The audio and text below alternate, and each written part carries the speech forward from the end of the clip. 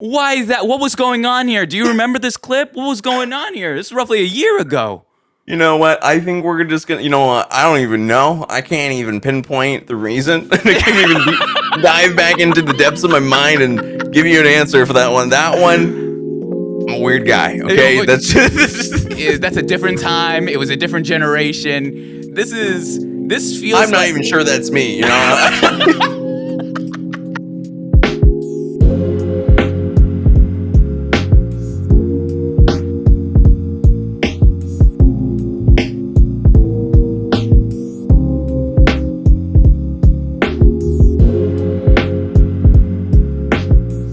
And let me introduce the one, the only RedVacktor Red. Holy cow! How are you? What you been up to today?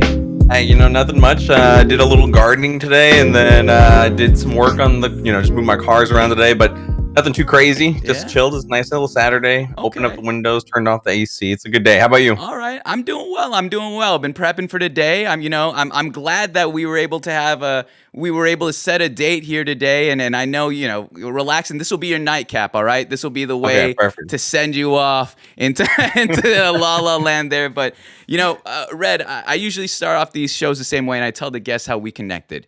And like I've said in the past, I've known of you for quite a while, and it's sad. One of my mods, they're out today, but they openly told me, they're like, "Moms, I can't believe you're having Red, first of all, and I can't believe you're doing it on the one day I'm not there." And openly, everyone, I've had at least 5-10 DMs. They're like, "Moms, Red, I watched Red back at that, and all these memories are just flooding in." So I want you to know the overwhelming amount of love that many people still have for you to this very day from things that you've done in the past, Red. It's fantastic. I appreciate it. I know, of course, but you actually got nominated here. I had Purple Vactor on a couple, I would say about, I had Sal on a month ago. And the one who's like, all right. I said, who are we nominating? That's the tradition at the end of the show. Who are we nominating? Who's someone you'd like to watch? He's like, oh, it's got to be Red. And he's the one. He's the reason I'm here. Okay, I'm gonna give him a call later. I'm like, okay. Thank you. I'm gonna give him a good old pat on the back. Please, Come here. He's a homie, and he couldn't say enough nice things, and so I knew that I had to go the extra mile. DM me even after the whole clip and tagged you in it. I really wanted to have you on here, Red, but thank you so much for sharing your time and all that jazz. Anytime. I appreciate it. So we're going to start off this show about asking of your journey, not just on Twitch, but on YouTube. And we're going to expand this both. And so let's start from the very top. Before all of this, before you made your Twitch account, and maybe even before you created your YouTube account, when did you start your journey in content creation? I'm assuming in YouTube first? Yeah. Well, no, okay. I guess like at the beginning, it's kind of cringe, but it definitely was Instagram, and it was in high school, and it was actually with Blue Vactor, who's another Vactor. You'll hear the Vactor name multiple times tonight. But we were doing this Instagram page, and I was Red, he was Vactor, and we were just putting like Minecraft stuff out. And at the time, like the hashtag Minecraft didn't even have like a million posts. So like at this point, like it was still growing and whatnot. We had like 40,000 followers at one point, and then I was like, "This is stupid. Why aren't we doing YouTube?" Because at that point, we thought we were funny, and so it was a little cringe. But we were like, "Let's dive into this." Those videos are deleted; they don't exist anymore because they were so cringe. Yeah. And to give you a hint, like how cringe it was, like my username back then was Steve's Got Swag. So we can all just shrivel up a little bit and get past that. But besides that, I mean, like we went into YouTube a little bit, and then I started helping out another YouTuber by the name of Bebop Vox. I was helping him out with his research for his show, and slowly dived into just like learning what it took to make a YouTube video, a proper one that wasn't cringe and got deleted. That's really how I got into it. But it was Instagram. To answer your question, it was Instagram. That's where I started. So we're talking Instagram back in high school. So then let's move from Instagram then to YouTube. Exactly when did you start your YouTube channel? Do you remember that? I would have to pull up the date. And if you can give me 2 seconds, I can give you that exact date. Let me see. I'll tell you the exact date right here. July 8th, 2012. 2012, July 2012. All right. Mhm. So with July 2012, you started off this journey. And tell me, when did you recognize that on YouTube that this can be a bigger part of your life? That this wasn't just, for fun anymore. This is like, oh man, this is really picking up traction. To be honest, Mhm. oh, I had hmm, I would say was the point when I made the move and I moved out of my house and Yeah. moved up to Washington and was like, let's just do this. Let me just throw it all in. I can't really say at that moment that I knew it was going to work. It Yeah. was just very much a risk. And so, but then, got a job with it and you just Mhm. kept on going. And, like before I even launched before I relaunched my YouTube channel, there was at one point where we hit like 100,000 subs without like zero videos on the channel. Whew. Yeah. And so like that was when I was like, okay, this is a possibility. We can roll with Mhm. this. Like this might be something that we can do and something that hopefully will grow into something else. But that was somewhere around 2015, Mhm. 2016. It was really the years, like I would say those were like the golden years, 2015, 16, and 17 Yeah. were like, like whoa, what was going on here? But then it's evolved into something else from there, really. But yeah, it was at that point where I was like, okay, this really can be something. That's amazing. How did you come to the decision to bet on yourself, to take that leap of faith into the world of content creation? To be honest, it was really like I it was really I was pushed into a corner. Yeah. I at one point I was going to join the Navy and I was going through all that paperwork and everything, and school wasn't really working out for me, and it wasn't really what I wanted to do at the moment. Mhm. I really school's very very important to me, but it wasn't what I wanted to do at the moment. So I was going to shift in to join the Navy, and I was filling in all my paperwork. I was almost done with the recruiter. And then my friend was like, "Yo, let's move up to Washington, take a risk here. If it doesn't work, you can still join the Navy up to like 32. I Yeah. think that's the age." And so I was like, "You know what? That opportunity will still be there. Let's Yeah. go take a risk. Yeah. I'm young. What's the worst that Exactly. could happen?" And well, it worked out pretty well. And I've got no complaints so far. Holy, that's amazing. I love that. I love Yeah. that a ton. So going then from YouTube, because we're going to touch a lot of this in the heart of the show there, but going from YouTube to Twitch, when did you create your Twitch account? I created my Twitch account somewhere around 2013, 2014. Hmm. It's actually, maybe it's an embarrassing story, but there's this picture that goes around if you like type in like RedVacktor on Google, Yeah. and there's like a picture of me with like milk jugs. And that was my first Twitch stream ever. It was my very, very first What? Twitch stream ever. And I got like it was like I had like 300 viewers that stream. I didn't even like stream on Twitch. I didn't even have really like a YouTube at that time. Hmm. Hmm. Um, and yeah, that was my first Twitch stream experience. And then I didn't come back to Twitch until maybe like 3 years ago. Real? But Okay. without the jugs, of course. Yeah. So Mhm. when you first joined Twitch, what was the intention? What got you to even go live for the very first time on Twitch? Okay, so it's kind of controversial. So Oh, we'll get through this one. We'll go right through it. all Okay, right. so Right through.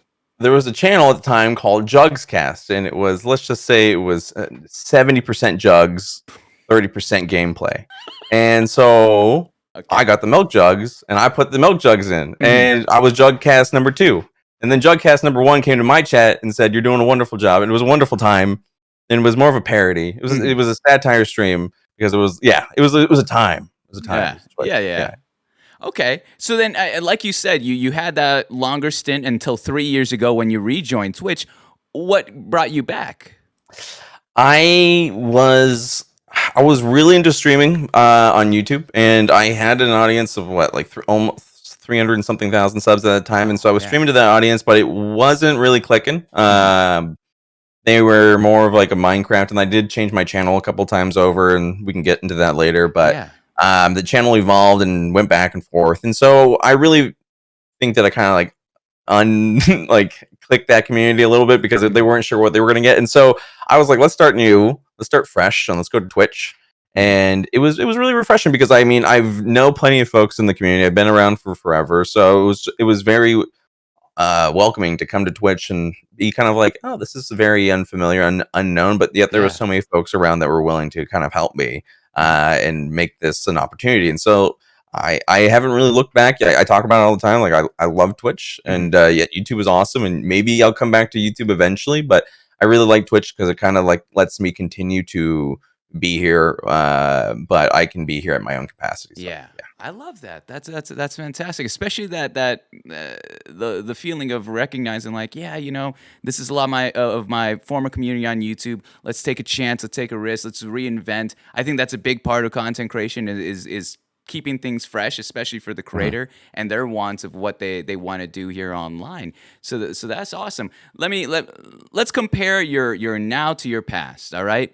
Okay. How have you as a creator, whether you want to talk YouTube or Twitch, evolved from when you first started? I think it's gotten to the point where it's like I very much don't like making content that it sounds like it's a lot to explain, but like now that I'm grown and like everything, like life's a lot busier at this point than it was before. I really sway away from doing things that like I really don't want to do or like are going to waste my time. And so it's like I'm very choosy about what I do now, if that makes sense. Just because like rather, to be honest, like I love the outdoors, and so like gaming's amazing, and I love gaming. Gaming's like been like my number one thing forever. But I can only look at the screen for so long, and so like can you remind me your question again so I can circle back real quick? Kind of your as a content creator, have you evolved from where you first started, whether that be YouTube or Twitch? Okay, so yeah, I really do think it's like it's being choosy about what I do and like dialing in so that way that what I'm doing is also viable. And so like yeah, it really comes back to like I don't like wasting my time. I want to make content that people are going to enjoy and that I'm going to enjoy. And I think that's really connected. And then I know it's not connected for all content creators, but like if the folks aren't enjoying what I'm doing, then I'm not going to enjoy what I'm doing, no matter how much I enjoy it. So, 100%. Yeah, that's it. I love that. Straight to the point too. Not wasting time. And yeah, again, grown ass adult. You know what you're doing. You've been around the block. You've seen this all happen. You've seen it unfold over the years, and so you know what you like and what works for you and what doesn't. And again, making sure that it's fun for yourself, so it's portrayed that on screen. I love that. Red. That being said, all right, I'm a fairly new kid on the block in terms of Twitch. I've been around here for about a year and a half, maybe almost 2 now.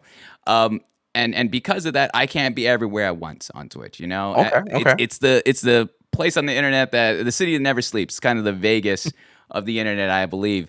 That being said, I'm on your channel right now, and I have 3 clips from your channel. Oh, okay. That I just, this is my way of finding middle ground. All right, I got your back. This is trust level number 1. All right, good. I got your back.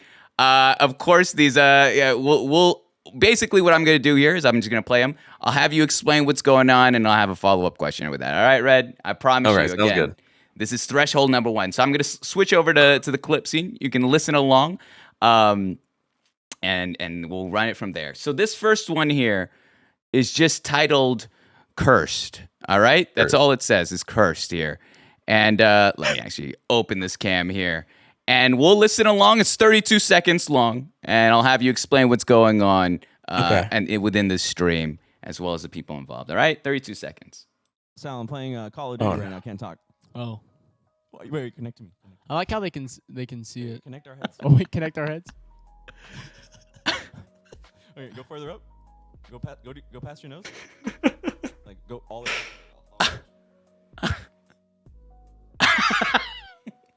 Hey guys, it's me, RedVacktor. Bro, we were just high on life. You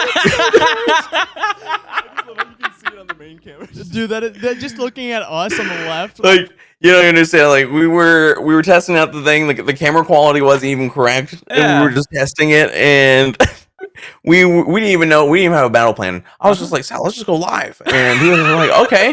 And you can watch the rest of that VOD and that stream, and it's a great example of just being high on life. We just had straight crackhead energy, which was like we did not know what we were doing. It was just enjoyable. That was a good moment. I like that. That's the best, but that's the best kind of streams in my opinion, where it's no plans. Throw the textbook out the window and just you're hanging out with the homies here. So you decided, both you and Sal, hey, let's just go live for shits and giggles. Let's just do this. Yeah. What were you testing out? We were working on this living room set. It's still work in progress, but like I want to do like more sit down conversation content similar to this, and Yeah. like it's like it's nice to break it out of the office sometimes, and I want to make it streamlined so it's like my computer can feed into the living room, so I can do that, manage it all from one computer still. But it's still work in progress, but it's gonna look really nice because like I've got a lot of most of my friends are content creators, and like when they come through, like sometimes we just itch to do something. So I'm like, Yeah. what if we just hit live and go live and see what happens? So sometimes this thing's happen. Like we melt faces together. Anything can happen. I love Anything can that. I love that so much. That's good stuff. And good. When can we expect that new project to be coming along or to be released? Is that allowed to be asked? You know what? I think I'm really dialing it up, hopefully in the new year. And I think it will look a lot better. And I think I'll be in a much happier position to like present it to people. So we'll That's see. awesome. I'm happy. Well, all right. That's clip number 1. All right. Layup there. It's a layup. I promise. Layup. Right? Okay. All right. I'm nervous a little bit. This- Okay. I can tell. Every guest I've had, they're always like, "Moms, what is this? You didn't put this in the PDF, all right? You didn't talk to us about this prior." I was like, "This is my way of earning your trust live here on air." Oh, perfect. The second one here is I love this one. It's called "Oh the Voice," and I think there's an ongoing bit around Twitch where when they think about YouTube, they think about a certain voice that's being used, right? There's a certain kind of, because you can edit, right? You can edit, and you could on your time you could do it on 3 takes, however many takes, whatever it may be. So when I saw this clip, I was thinking that's the voice. There it is. But let's listen along. Maybe I'm wrong. Oh, Let's no. listen in on what's being said here. Only 30 seconds on the clock. I might have to lower this one down, but let's listen along. Welcome to my stream, Devout Spirit. Thank you so much for you subbing can lower at Tier 1 for 10 months. Can we get a woo-woo-wee in the chat for Devout Spirit? Are you sure you want me to keep on doing this voice, Blue? Because I'll never, ever do it ever again if you just give me 2 subs. Quick, everyone clip it now. Quick, clip it Oh now. my goodness, I am never ever doing that again. All right? I have a deep manly voice because I am a man gamer. Okay. You must be doing that voice again, man. So I thought you had my back, Moms. I thought you had my back. That's I promise. That's it. That's the hardest one. That's the hardest. But why that? What was going on here? Do you remember this clip? What was going on here? This is roughly a year ago. You know what? I think we're just gonna. You know what? I don't even know. I can't even pinpoint the reason. I can't even dive back into the depths of my mind and give you an answer for that one. That one, I'm a weird guy. Okay, that's That's a different time. It was a different generation. This feels. I'm not even sure that's me. Yeah, you have a whole ass mustache and you have this new character arc. But this guy, this is season 1, RedVacktor. All right, this is season 1, Yeah. coming straight from back from YouTube to Twitch. I love how you also melded the two worlds by asking for 2 subs. A very weird number of subs to ask, but you asked for 2 subs only. Hey, you know what? You got to keep them on the toast. You know what I'm saying? That's true. They're like, he's gonna ask for 5 at least. Yeah, 2. only 2. Two. Not Yeah, 1. I'm not cheap. What is this for free? What is this bullshit free? Sometimes you throw in a half figure, like 2.5. You know what I'm saying? Let's go wild. A couple bits here and there, we're fine. We're fine. But I love this because can you straight up? All right, Red, straight up. When you doing some YouTube content, do you feel like there was a different type of performance being done in comparison to what you do on Twitch? Not even content wise. I'm talking about how you hold yourself and carry yourself. Oh yeah, 100%. You know what I'm saying? Like, cause like you have to have the camera on. I mean, like maybe not all streams. Like I don't have my camera on all the time, but like I felt like in my YouTube content, Yeah. and like being in other people's content, I just let loose. You know what I'm saying? Like it's let loose. It's just like whatever comes to my mind is coming out of my mouth, and so you better be ready for it. But when I have my face cam on, I feel like I'm a little bit more reserved. And it's not just. It's just like I don't know. Like when I don't have my webcam on and I say something cringe, I can just roll right through it. But when I have my camera on and I say something cringe, I'll be like, oh damn, they all heard that and they're all gonna chat about it right now. Okay, well let's get through this. But yeah, that's really it. It's just there's definitely a difference in the way I hold myself with the camera on and off. It's brutal because the internet never forgets, the Yeah, internet, I and they'll know. make that into a bit, a meme. I mentioned my height a year ago, and I didn't realize that was the RKO out of nowhere to ruin yourself. Like, I think you do that, you're done. You're done. Yeah. Yeah. I tell them I'm 8'4" and that I'm 82 years old. Just, I need to keep write it this mysterious. down. Need to write that Oh, yeah. down. That's perfect. I love that. I love that. Well, I like the what is it? The wacky zany voice here. Again, different person, different time.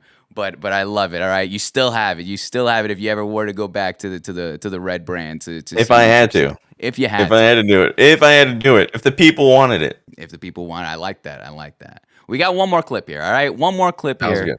And this one just says Red's girlfriend loves Kara.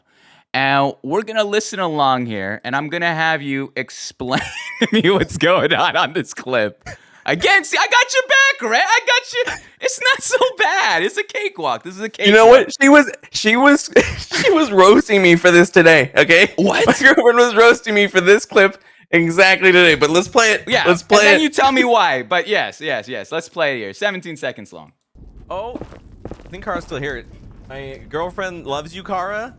She tells me all the time. She's like, I wish I was with Kara instead of you. I'm like, yeah, shut up. I'm gonna cry. And she's like, no, Kara's cooler, stronger than you.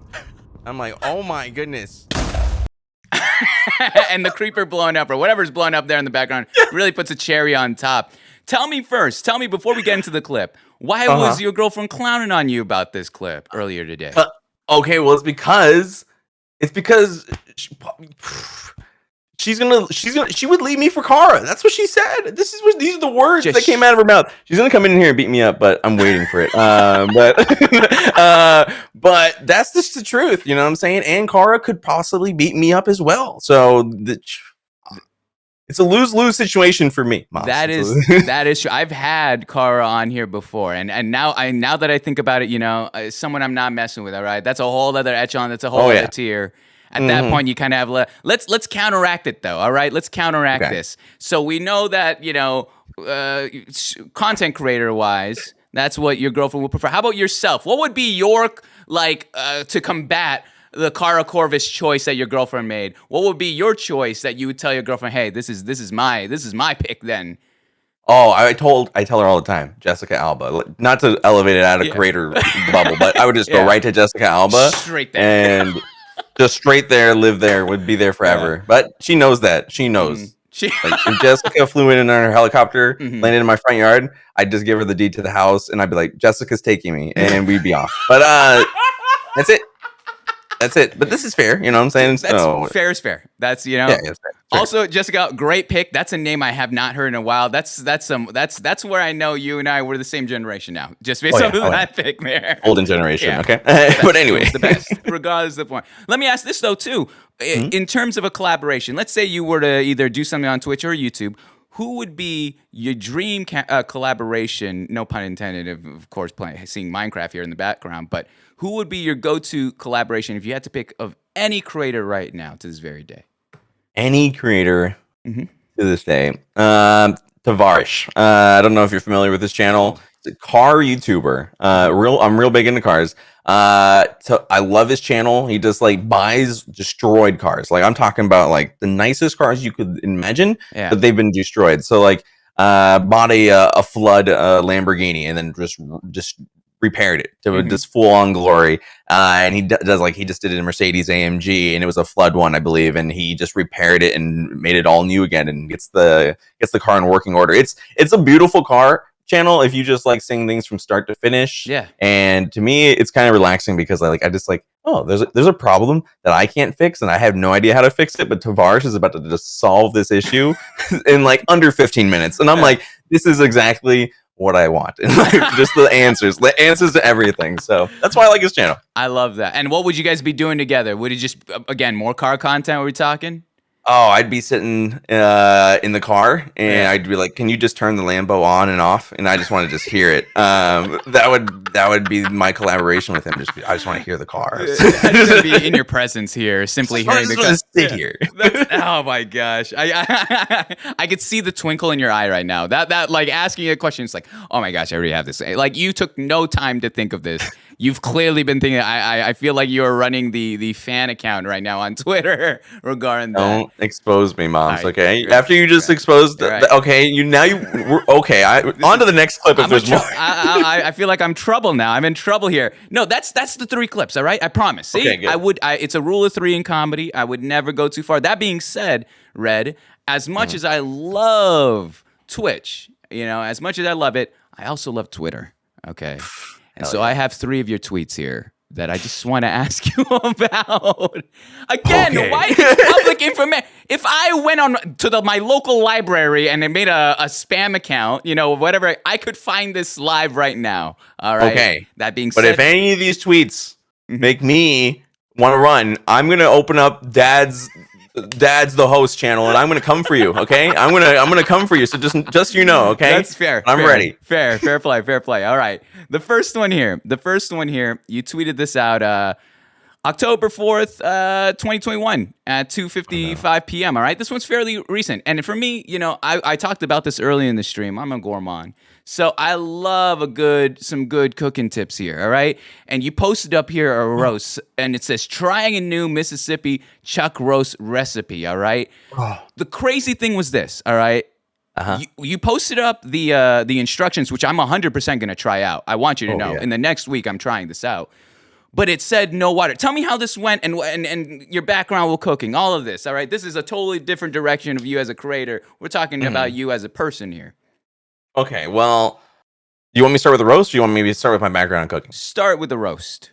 Okay, so the roast was phenomenal. Okay, and it's actually a sad story as it continues, but it was phenomenal. It was like I started with the roast. I just got this new slow cooker for the house, and I was like, you know what, let's try it out. And then I was like, you know what, I want to spice it up. So I went out, got a chuck roast. I got the pepperoni peppers, threw that in there. And then that white stuff you're seeing on top is actually ranch seasoning. Just a whole packet of ranch seasoning. Just throw that sucker on there.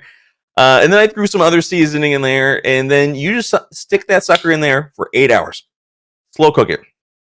This thing is going to come out so juicy. You can slap it. It makes just a sweet, sweet little noise, right? Yeah. And it was delicious. It was probably the most phenomenal meal I've ever made. And I made it with some potatoes as well. It was glorious. But the thing that made it sad was that I went into an immediate food coma, fell asleep, left it in the slow cooker, and it was bad the next day. So how bad? We talking like disintegrated? No, it was just no, I left it off, and so it's meat. I couldn't eat it. So I was very sad.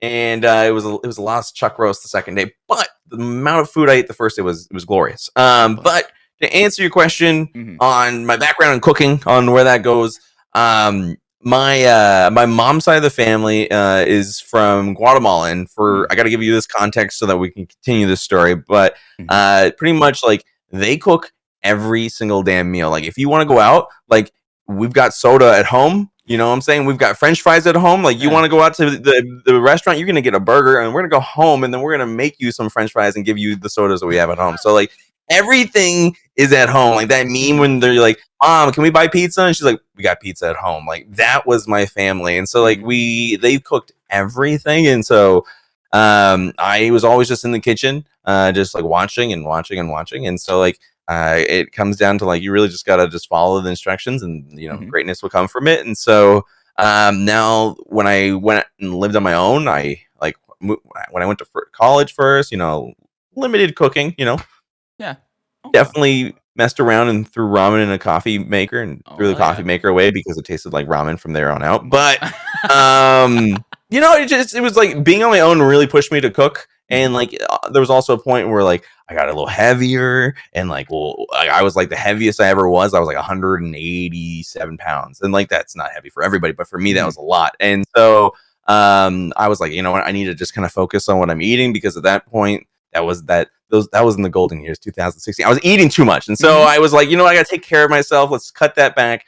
And I just wanted to learn how to cook, and went from there. And my friend made this one meal. The Ritz battered chicken. It's so good. Ooh. I'll share the recipe. It's delicious, and that really started me cooking in my own, and buying things and following instructions and in recipes. Granted, I have no recipe books. I just kind of look everything up online and go from there. But and then one time I was on a cooking show for Twitch, and that was weird because I had never done anything like that before. But it was cool. I got to use a sword to cook eggs, or no, pancakes, and it was crazy because I definitely never want to cook at that level ever again. But it was fun. You know what I'm saying? Like I just like cooking for myself and for my girlfriend as well. You know, we just go from there. So I have so many questions. So you cooked with a sword. Why did they? What was that? Was that part of the gimmick, or how did you even pull that off? it was a challenge, and there were. So I didn't tell the judges what I was doing. So they were like, just a heads up, there's gonna be a challenge in here where we're like, drop all your cooking utensils and use something that's not a cooking utensil. Yeah. So since I was on the front page of Twitch, I was like, you know what, I'm gonna bring a sword. And so the guy was like, no more cooking utensils. And I was like, perfect. And I just like tossed my utensils and I just whipped this sword out from behind the kitchen counter. And the judges lost it. They were like, he just pulled out a sword. And I just was like making pancakes. And it was so over the top. But yeah, that was a glorious moment. You were made for this world, Red. You were made for this world. I don't know. I know you said you don't like creating content, but you're pulling off ideas that out of nowhere, all right? That's beautiful. What would be your go-to thing to cook? One last question. What's your go-to thing to cook on a lazy day? All right. On I a need lazy ideas. day, Mhm. bacon. I will literally make like it's bad for you. Like I just warn you, but I will like make a whole packet of bacon, and I'm like, I will make a bacon weave. I will make just bacon in general. That is like my go-to. It's lazy Yeah. and it's easy and I love it. And so that's You're pulling some old school epic mealtime shit right there. You know what I Bacon mean? weave. Yeah, exactly. Oh my gosh. That's fantastic. I love that. All right. That's the first tweet. The second one here. All right. Story time. I need closure here on this tweet. Okay. You posted this August 15th, 2021 at 8:02 a.m. So this is a morning tweet. This is Ooh. clearly top of the morning kind of stuff. early in the morning. Exactly. And it reads, okay, I have asked everyone, who the hell sent me the box of mystery chocolates? I ate the whole box. Red, are you just eating miscellaneous items that you don't know who gave them to you? Are you just freeballed this shit? Is this the lifestyle? What's going on here? Just still alive. And the chocolate was amazing. I think it was a client from work. Pretty sure it was a client from work. Yeah? And they never responded, but I'm pretty sure it was a client from work. I texted all my friends and family. It wasn't them. But it was like they sent me pizza. It was chocolate pizza, like in the shape of a pizza, and then they sent me chocolate bacon. It was just like I couldn't say no. Like they were hitting all of my check marks. I ate it. So Wait, what? They gave you a chocolate pizza as it was. Go Oh, ahead. sorry. Go ahead. Like, what do you mean, like an actual pizza with chocolate on top, or the chocolate formed as a pizza? There was a chocolate formed as a pizza. The whole chocolate gimmick for this company is that like it's pizza items, but it's chocolate. Like I even got chicken drumsticks, and it was a pretzel with like a ball of chocolate on top of it. It was amazing. Oh my gosh, never mind. It was All right, fair play. amazing. Fair play. I was nervous though, very nervous. How long did you give between you getting and receiving and acknowledging you got the gift to fuck it, I'm just gonna eat it. I'm just going down on it. Let's go. It was like 3 days. It was 3 days before I was like, you know what? Chicken drumstick looks pretty good. You know what I'm saying? That's why I ate it. I'm imagining this on your kitchen counter and you're just walking around it. You're just like, day 2, you're sizing it up and you're like, I don't know, it didn't explode. And nothing crazy happened. So maybe. How did the girlfriend respond to it? Did she take some of it too? Or she was like, no, that's all you. One of us has to be able to drive to the hospital. She was like, you're gonna die. And I was like, yeah, but the chocolate's really good. So I was like, I don't know what you're talking about. Smart move. I love that a ton. All right.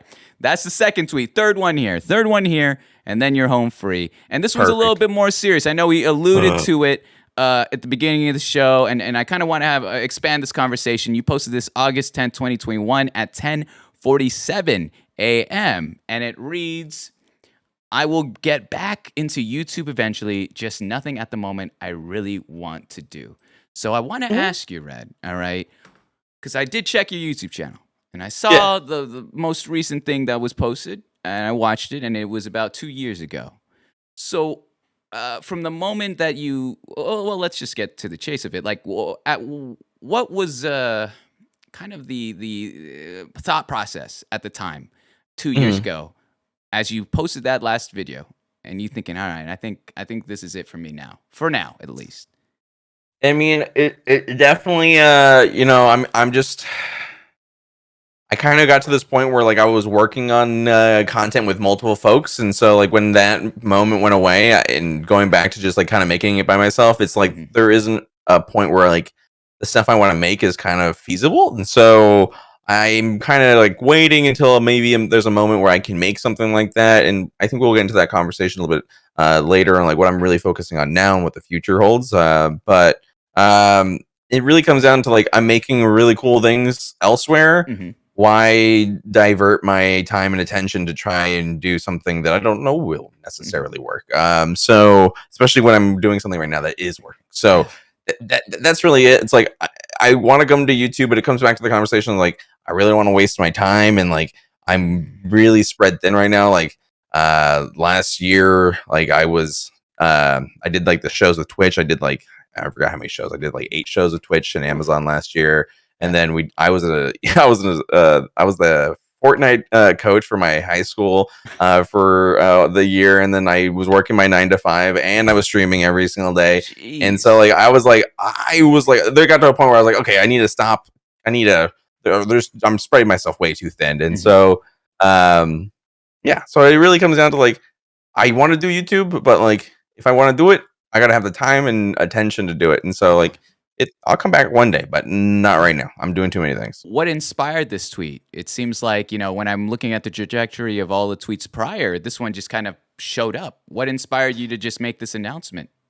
I really think it's because like it just seems like there's so many things going on right now. Like I want to take opportunity of it, but I just can't. I think it is a little bit of a moment of like. It's a little bit moment of frustration. Like I would love to take advantage of this moment and like be able to do the content I want to make, but like at the same time, like bought a house, gotta forward the house, and so like it's like I gotta make sure that I'm playing my cards right. Otherwise, I could go back to doing content, but like that was young me. That was like 21 me who wasn't sure where life was going. But like at this point, I'm pretty sure where life is going, and so. It's a moment where like it is a frustration of like evolving into an adult, and so like I'm really having to just pick my battles. Wow.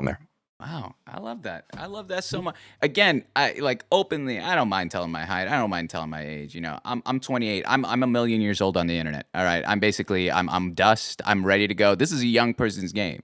And so when I look at you and everything you've done, your body of work, both on YouTube and on Twitch specifically, like I admire it so much. And the way you speak too, it's like you are truly, I'm saying this is a Filipino homie wearing a hoodie who's also Washington State. Like you're doing it right. Like I'm taking notes, not just about your life story, but how you carry yourself. This is beautiful. Like it's a true kind of, it's the professionalism of content creation. Like right now, it's fascinating to watch and be a part of there.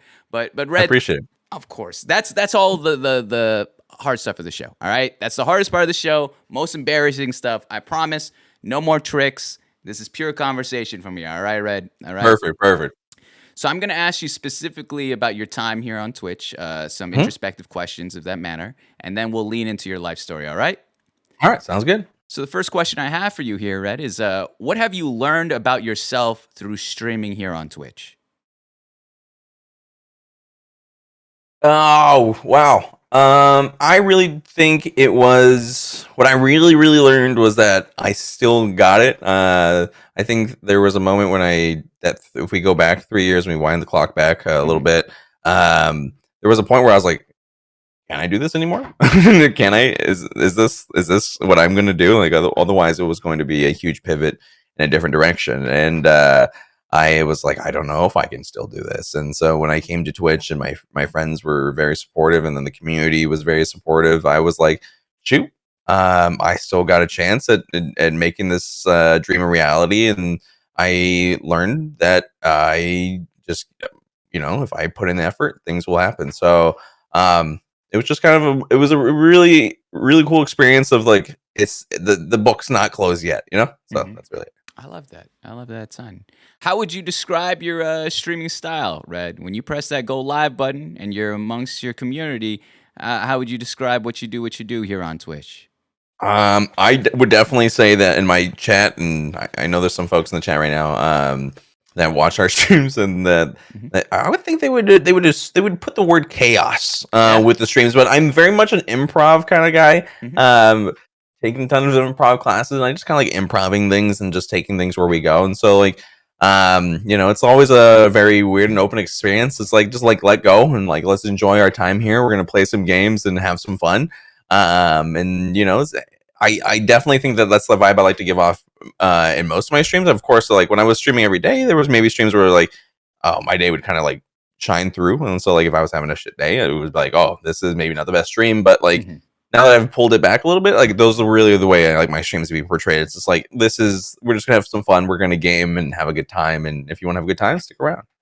So you just say like, how often do you plan out your streams of what you're gonna do, or is it just like, all right, we're gonna play this game, but not even that? Do you let everyone vote? How does this work, Red? Vote? We give them. You give them choices. I like that. I like that. I need to write that one down. I give them choices sometimes, and then they make me play games like Outlast that just have dudes' dicks out, and I'm just like, what is this? What you guys make me play on Twitch? Like, can I even play this? And I just never gave them a choice ever again. They want to give you a 3-day off. All right, they want you to take the weekend off by letting you play Outlast. He's been streaming too many days. Let's just get him temp banned. You know what I'm saying? It would be easy. Good vacation. I love that. So, but in terms of the improv, where do you feel like that shows most up on your stream? Is that through the conversation, through the content itself? What are we talking when you say improv? I just like I can almost roll with anything. I like to think like you could drop me into any situation and I can roll with it. Like for example, like it's even small things like technical difficulties. I can still make that a fun ride, and as we figure that out and figure out what the hell's going on with the system sometimes, but it's just being able to like roll with the punches. It's just like, for example, I'll start up Minecraft. I'll be like, this is what we're gonna do, and maybe we'll get it done, and maybe we won't get it done, or maybe I plan streams out sometimes, and like we'll do speed runs sometimes, and we'll maybe do charity streams. Like tomorrow, I'm doing a big charity stream, and those things are more fleshed out. I like to flesh out the more important things, and let the less important things be more of like, this is casual. Let's have some fun, and so those are the ways that I like to really run it. And then, as of course, the community will know, like I said, like. The really, really important pieces of content to me are more fleshed out. So I love that. Speaking of your community, let's talk about them for a moment here, all right?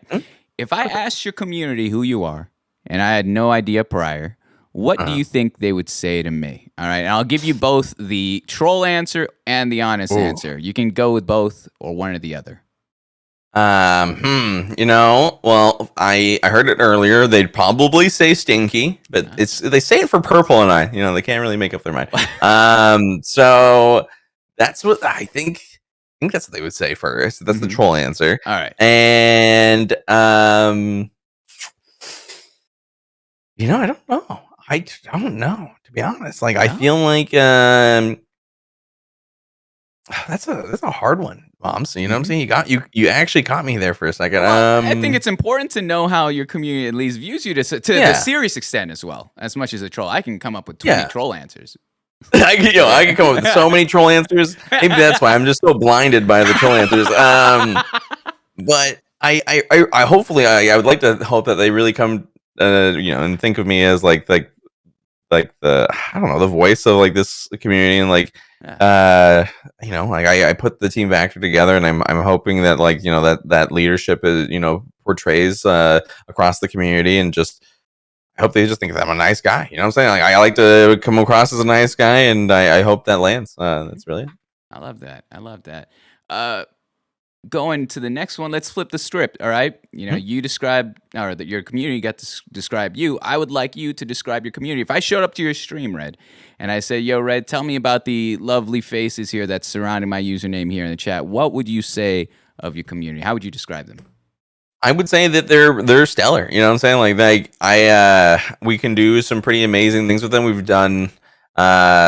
Just whenever we work with other creators, let me back that up a little bit. But whenever we work with other creators, they're super nice, and like I can really trust them when I put them with another community. Like when I raid in other communities, like I don't really need to be like, hey, don't be a dipshit. You know what I'm saying? Like, Mhm. don't go up there and be breaking the rules. You know, I'm like, I can trust these guys to kind of just go ahead and be a part of that raid. Yeah. And for example, like even just like last week, we did the charity stream for NF, and I streamed with a couple of folks that have NF, and like they were younger kids, and it was really nice to see the community be really, really nice about it. And also, like my mod stepped up, and like they were like, "Let's be there." And let's make sure that like this is a safe place for everybody. And I just really like to think that like they're really just like aware on how people see them and how they want to be seen as well. And so it's really nice. I don't really need to be on their case too much. And yeah, we have like the youngster that comes in that doesn't really have like the greatest social skills come in sometimes, and like the community like really works with them and like tries to, you know, give them a chance. And so like we roll with those. And so it's really open community. It's really supportive and very safe. I So love yeah. that. I love that. Here comes a curveball here, all right? One last Oh. about your community. This one, Uh-huh. fairly new question, but I think it's really important because more often than not, I think streamers, we get to hear, hopefully we get to hear the words of affirmation from those that watch us. You know, I mentioned to you earlier how much your content, specifically on YouTube, has affected so many people in their day-to-day, being entertained, being something that they grew up with. And so the question remains, how has your community helped you in a way that they aren't aware of? How has your community helped you in a way that they are not aware of themselves? Well, I think it comes back to that conversation or that answer I had earlier where like there was that point at life where I was just like, can I still even do content creation? Like the YouTube stuff wasn't really working, and like I've got bills I got to pay, and like I really want to make this work. And for me to be in a very good place, like I got to be financially in a good place as well, and like those are very correlated, Yeah. at least for me. And so like there was a point, and like I have it. Let me see if I have it here. Go ahead. There was a point. I have it in my wallet. I never go anywhere with it. Maybe I do go anywhere with it. I don't think I do. Oh no, it's right here. All right. I carry it in my wallet, and I'm gonna cover my name, of course. But there was a point where like I was like so bad, I had to go to the food bank, and it was like the lowest point in my life. Wow. And I was like, holy smokes! Like I can't believe I hit this. I can't believe I got to a spot where this is where life is. And I was like, shoot, and life was horrible at that point. Yeah. Then I got into Twitch, and life was like, it was like a U-turn. It was like an immediate U-turn. It was like the U-turn that you would hear in stories that I bounced right off the bottom and just kept on going. And to this point, I haven't stopped. It's like life has really just been it's been an incredible U-turn. I made the Twitch, and then Amazon came to me and they were like, we want to make TV shows with you. Not going to disclose how much those TV shows went for, but I was able to buy my first house. So think about going from rock bottom, not being able to afford any food, not being able to afford rent, and then being able to be like, yo, skip all that. Let's go buy a house. And I'm at this point where I also have a new job, thanks to just like me being able to get back up on my feet and being able to have that like freedom to like put job applications out that are correlated to content creation, which was an amazing experience. And so like, I think that's what the audience doesn't realize what they did to me. Like they saved my life, like turned me around. So Holy, that's an amazing story, Red. I'm so glad that you shared that here tonight. That's insane. I gotta ask, what is it about carrying that with you wherever you go? That little slip of paper. What does that represent to you? To me, it represents just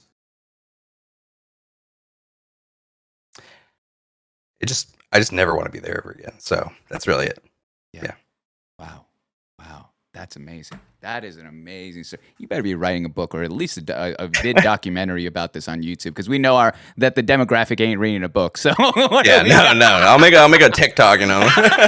That's the attention span that they're gonna have. 15 seconds, done. Wait for part 2. But that's so whole like that blows me away just hearing that and hearing that. Where you came from to how quickly the jump start, you taking that leap of faith, again, betting on yourself and recognizing that at one point you didn't know if this world still was for you, that this place that you had loved for so long, even during your high school years, and wanting to make that a vocation, a way of life, you didn't know, but to see how quick the turnaround and that momentum and continuously writing that's amazing. Oh my goodness, my goodness! I appreciate No, it. I love that. I love good. It's that kind of underdog story. It's that feeling of like, I'm gonna work hard. I'm gonna keep doing my thing, and I'm gonna bet on myself. That theme is something I feel with a lot of creators, because everyone that would like to make this into their living is always trying to, throw their hat in the rink and saying, all right, I'm gonna continuously show up and try my best here, and Exactly. seeing kind of where that last rope, that feeling of, oh man, I don't know. And mystery to, all right, let's do this and let's keep going, even in the hardest of situations, is amazing. So thank you so much. But Anytime. Red, that's the first part of the show. It's as easy as that. See, it goes by so quickly. All right. That being said, I have like 2 or 3 little bathroom break or water breaks if you need it. Do you Okay. need anything? Do you need to use the restroom? Get any water? You know what? Let me go get into water real quick. Go ahead. And I'll be right back. All right. All right. We'll switch places when you're back there. All right. All right. Sounds good. Sounds good. BRB. Red. And all those of you that are watching live here on Twitch, thank you so much for sticking around. Again, !Q if you have any questions for RedVacktor that we can answer live here near the ending of the show. That would, whether it be questions, words of affirmations, thank yous. Maybe you guys have a little roast or inside joke within the community you'd like to share. Go right ahead, !Q. You can ask anonymously, or you could write your name there, and I'll read it aloud there at the end of the show. Sheesh, moms, I love this streamer already. Red is gonna make me cry, dude. If he kept doing that, if he's gonna keep doing this stuff, man, he's gonna make me cry. I can't do this, man. I was not prepared for this. It's a Saturday, ladies and gentlemen. All right, I was going to cook some dinner after this, but I'll hold the salt because my tears will just be drowning that shit in there. But no, I love Red already. Like, he's blown this out of the park, and we haven't even gotten to the life story. So I'm like, I'm a dork. He smells, but he's great. Why does he smell? Why is this? Where does the bit come that he smells? How come him and Sal? Okay, maybe I'll give you Sal. All right. I check it. I like Sal. I like him. But no, Red is awesome. Red is an absolute gentleman and an absolute professional. And I may be, what is it? I think I'm 2 years older than him or so. But I really look up to him, and that he's a homie. I didn't even know where it came from at this point. I just think, okay, you guys are just brutal. Then I'm gonna switch places with Sal. So not Sal. I'm thinking I got Sal on the brain now with Red, and you guys got to entertain him. All right. I swear, all of you say their streamer smells. To be fair, I could see it. Not with Red. He looked too clean. You see how nice that camera was? Jeez Louises. All right? Save some for the rest of us. Makes mine look like I'm filming on an Android. Now I'm just trying to lose sponsors at this point, guys. This is the part of the show where I offend everyone. Moms, how do you smell? No further questions. I'm pretty good. Are you saying you smell? No, I'm pretty good. I took a shower. I take a shower before every stream. It's kind of a ritual. It's like relaxing. It's very like, okay, now I'm in the zone. All right. Can't wait. Can't say. Wanted to say hi. What up, Cass? All right, Red. You're gonna tag me out. I'll be back in like 1 minute. All right. The chat is yours. I'll be right back. All right. All right. Got you. What is up, Chad? How you guys doing? What's up, Valen? How you doing? Is it Cleo or Chloe? Because if I heard you guys roasting moms earlier about reading names, I am 100% worse. I forgot to mention that. Chloe. Okay, I think I'm right. What's up, Miss? How you doing? Or sorry, I'm gonna call you Cassie. How you doing, Cassie? Okay. Red is awful at names. Yeah, Hallie is one of my mods, and I mispronounced her name for like 6 months before I got it right. And I just want to say that I was trying my hardest. Those whole 6 months, I was trying so damn hard. You can ask her. I said her name like 7 different times before I would just give up, but it's okay. Cassie's fine. Perfect. That's impressive. But I hope you guys are all the only roast mods when he says my name. Okay, to be fair, like I took a second before I said it. I had to take a breather there for a second. Interview Red. What's up, baby? See how you doing?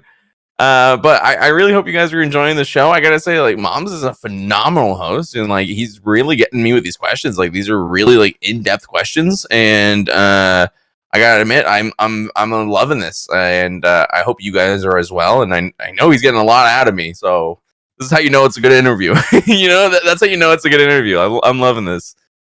You should see Mom's trying to read. You should see me trying to read. I swear, like the words, like they're there and they're all in order, right? But then I read them, and then like people in the chat would be like, "Red, what did you just say? What did you actually just say?"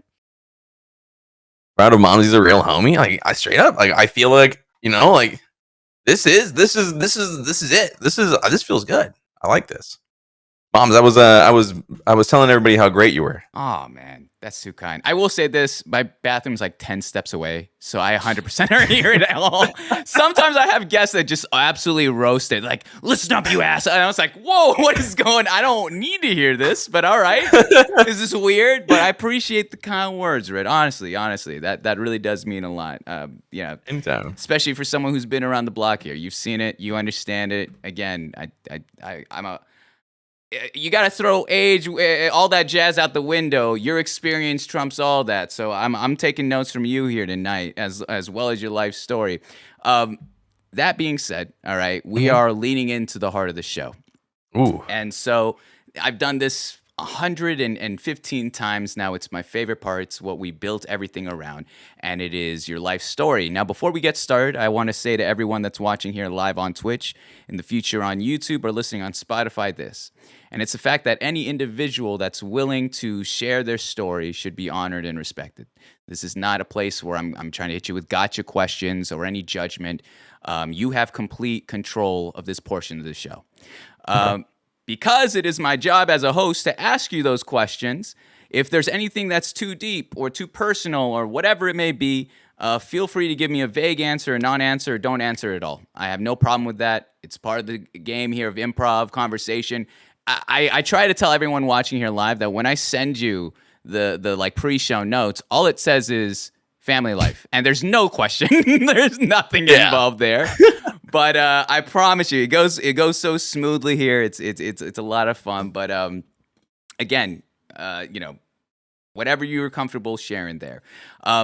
This first part we're going to talk about is essentially your family life and your upbringing. Okay.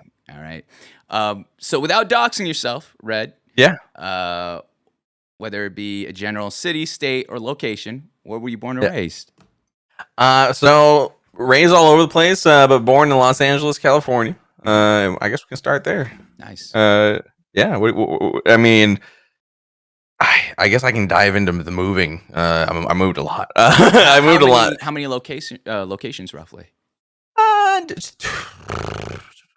A lot of locations. I couldn't even name them, but my family wasn't in the military. But my family just loved buying houses. So we were always moving. Like every few years we would move, and the one year we moved like 3 times. It was ridiculous. But you know what? They packed the boxes. So new rooms for me, whatever. I could roll with it.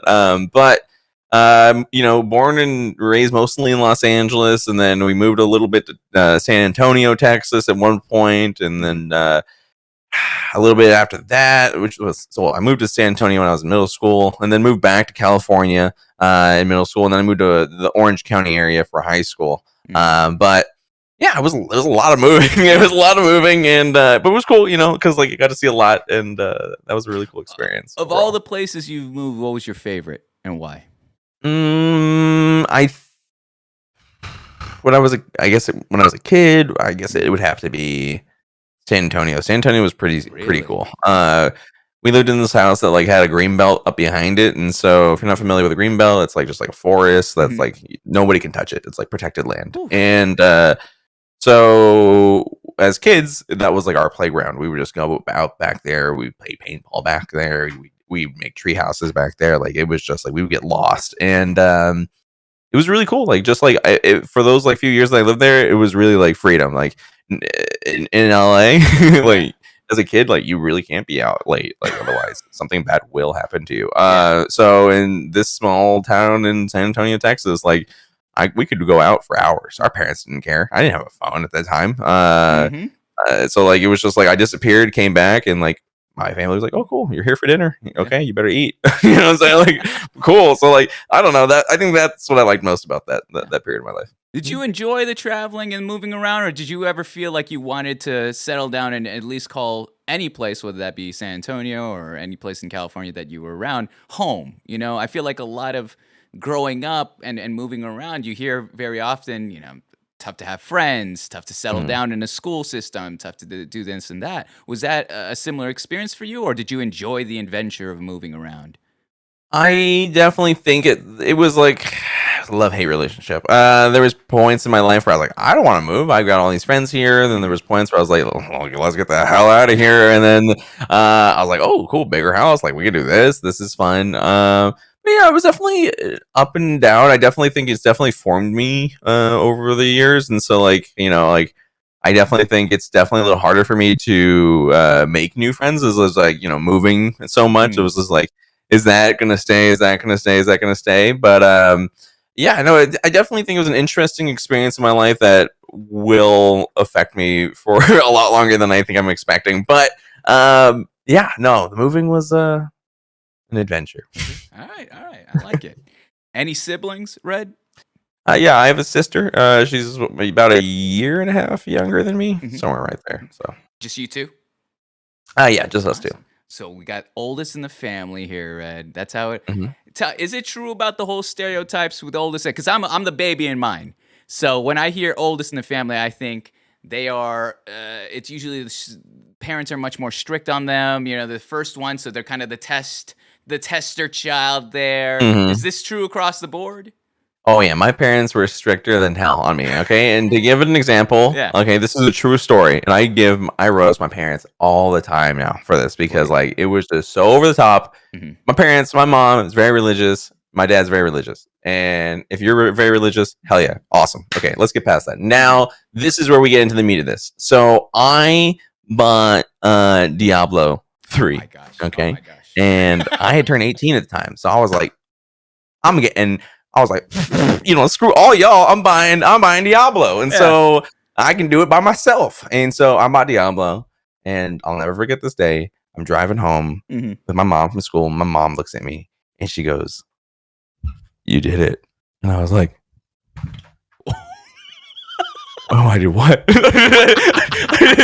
I was like, "I did what, Mom?" And she's like, so sad, and I'm just like. And I'm like, what did I do? I'm like, my kid brain's like running it back. And then she's like, I found your Diablo game.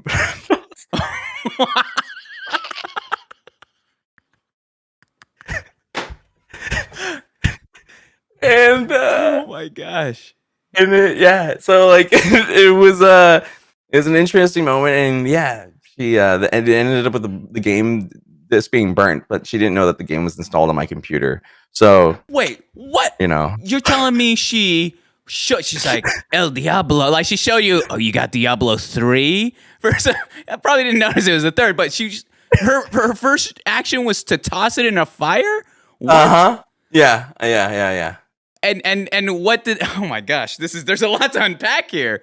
And so you seeing that, I mean, in the back of your head, you know that you download it's already on your system. Oh yeah, it doesn't I was matter.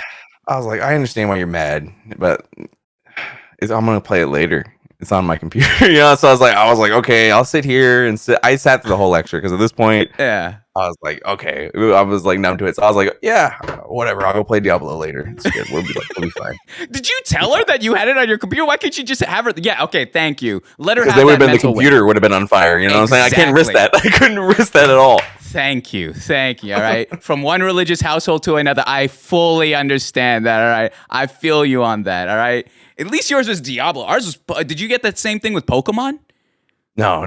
They were like my cousins couldn't play Pokemon, but like my dad was just like he can play Pokemon. Yeah, you know what I'm saying? Like, and my mom was just like, no, he can't. It's a pocket monster. And my dad was like, yeah, he can. All the kids play it, and so yeah, Wow. big Pokemon. You hit me with a throwback calling it Pocket Monsters. That is, I think there was an email chain in the 90s about that calling it. Holy, I love that. So tell me, going back to your sister and you, tell me the dynamic between you and your sister. What's the relationship like? We do very similar things, but she doesn't make content. She like, for example, she was like a supermodel at one point, or not supermodel. Let's she's a model, okay? And she hangs out with like a lot of like celebrities in LA, and so like it is like it's a fun relationship because like a lot of things like overlap. Like now that I'm working is like, well, I think we're gonna get into this in a little bit in life story where I'm at, but like I work as a talent producer, and then she works she manages very similar projects. Like she just did this like big Space Jam thing at Six Flags, and like LeBron James showed up and all that fun stuff, and like had to organize that. And so like it's very similar to what we do, but like she gets to do it on a much grander scale. So it's fun. We have a cool experience though, like where we like I help her with those projects and she helps me with some projects as well. So it's really cool. It's really cool relationship we have. I like how you quickly took away the super away from that. I was like, you know what I'm saying? Supermodels comment on her post, but she's my sister, so she's a model. So, fair play. I like that. How about growing up? What was the dynamic like? Were you a protective older brother? Were you tight? Or what kind of relationship was it between you and your sister growing up in your household?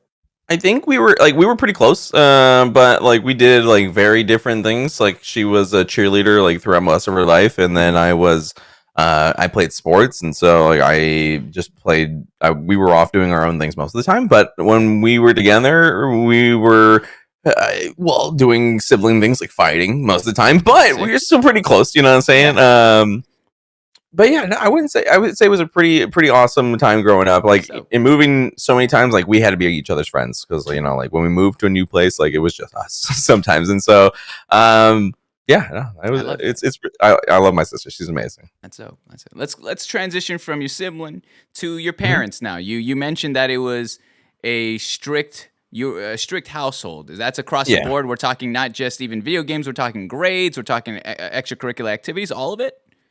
Oh, grades. Like, oh my gosh, grades. To explain to you, and like, this is no joke. I would have to go back and find the paperwork, of course, to like, you know, to make sure that nobody thinks I'm a liar. But like when we lived in San Antonio, I had like been at one point I was like not the smartest, but like I was like at the top of the class in all of San Antonio, and like. And I was like, it was so bad. Like I was like, I would never miss homework assignments. Like I was on top of like my tests. I was turning in like projects like early. Like it was disgusting. Like I had to be. Those were like probably like the best years of my education growing up. But then one day I was the teacher's aide and I was doing check-in and whatever. And I was like, my teacher was like, "Where's your homework?" And at this school. And how they did it, and like honestly, this is what made me a better student. So I don't know. It's kind of controversial, but like if you didn't turn in a homework assignment, you got a detention. It didn't matter what class. Okay. Like if you didn't turn in your homework assignment, it was a detention, and you had to go do your homework assignment in detention and then turn it in. So like I was like, I'm never going to detention. Like that's easy. You know what I'm saying? That's an easy choice. Yeah. So I did every single homework assignment. I was super on top of it. But then this one day, I'm doing attendance, and my teacher's like, "Where's your homework assignment?" And I was just like, I did it. I'm like, I know I did it. So I got my first detention. And and then the next day I come into my class, I'm doing the attendance again. And behind the attendance sheet was my homework that I had done. And I was like, I knew I had done it, but they couldn't reverse it. And I was so pissed. But yeah, no, like, that I think that answers your question. I hope it does. And you know what? I think it was because of the Diablo. I think that's why you got the detention. I love that. See, I have a theory here. All right, I got a theory here that strict parents always make the sneakiest kids. You know, because we got to tiptoe around. Now that you know we're all adults, we're grown adults here. Can you tell us one story? What was a sneaky RedVacktor story around the household, the strict household you were in? Okay, this is actually just malicious, like compliance. A malicious compliance story. So oh man, this is a fun one. Okay, so I got in trouble. Can't necessarily remember what I got in trouble for, But growing up, I had like all the Game Boys, like the Game Boy Advance, the Game Boy SP, the Game Boy DS, the Game Boy DS. Yeah, I like that. I needed those. Like those were my blood. You know what I'm saying? And so my dad grounded me one time, and he took away my PlayStation. And so I was like, okay, cool. I can go play Pokemon on my DS. And so I'm sitting there playing Pokemon on my DS. And my dad catches me like the next day, like, I grounded you from video games. What is this? And so he takes away my DS. So I take out the next DS. I just keep on going. And then he comes back and he's like, what is this? And he takes this one away. And then I go to the Game Boy SP. I went down the whole line of Game Boys. And he was so mad by the time he got to the end. He was like, where are all of them? Yeah. He's like, bring them all out. And I was just like, I could have just kept on going down the line of just all my miscellaneous just video game consoles. It was You don't even want to play the games. You got the Advance, you got the color. It doesn't even have a backlight on it anymore. You just want to prove a point that video games is in your blood there. Like it's not. exactly. I love that. I love that son. It was definitely a moment where it made me push too hard, but like I couldn't imagine if my kid did that to me, I'd be like, well, first of all, too smart. Okay. Too smart, but oh well. It's a good bit. It's a good bit. That's a great story right there. At the very least, both of you now have a story you could walk away with being like, yeah, this is highest echelon of comedy. Mhm. Like not to take away from this, but like just like he was so on it though. Like for just another quick story, like one time we lived on a hill, and so like I could hear his car coming up the driveway, so I'd be like, turn off the GameCube, roll over, do my homework, right, and just like roll into the position and doing my homework. My dad would come in and he'd be like, put his hand on the TV, he'd be like, it's warm, and I'd be like, oh. He's like, give me the console. And I'm like, no! He's just like coming in like an anime villain. He's like, it's warm. And I'm like, what the hell? Anyway.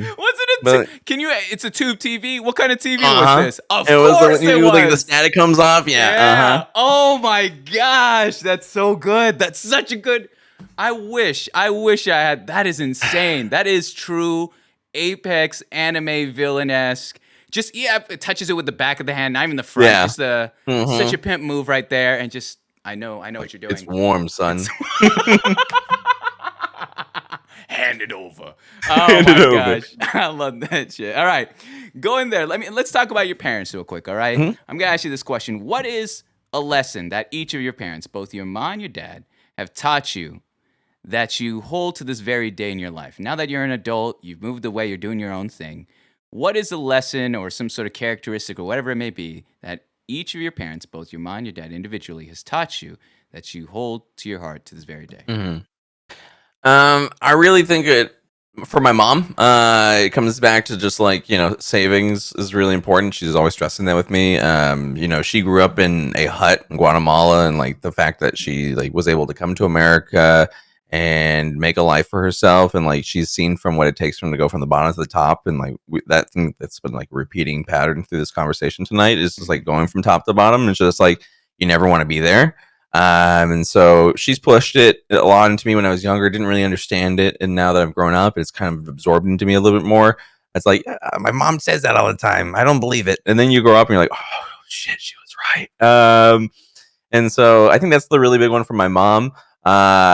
For my dad, it's just like family is very important. And actually, I'm going to tell you two stories. I'm going to roast my dad here for a second. But the first one is like, let's be. I'm going to give you a troll answer and a real answer. The real one is family is very important.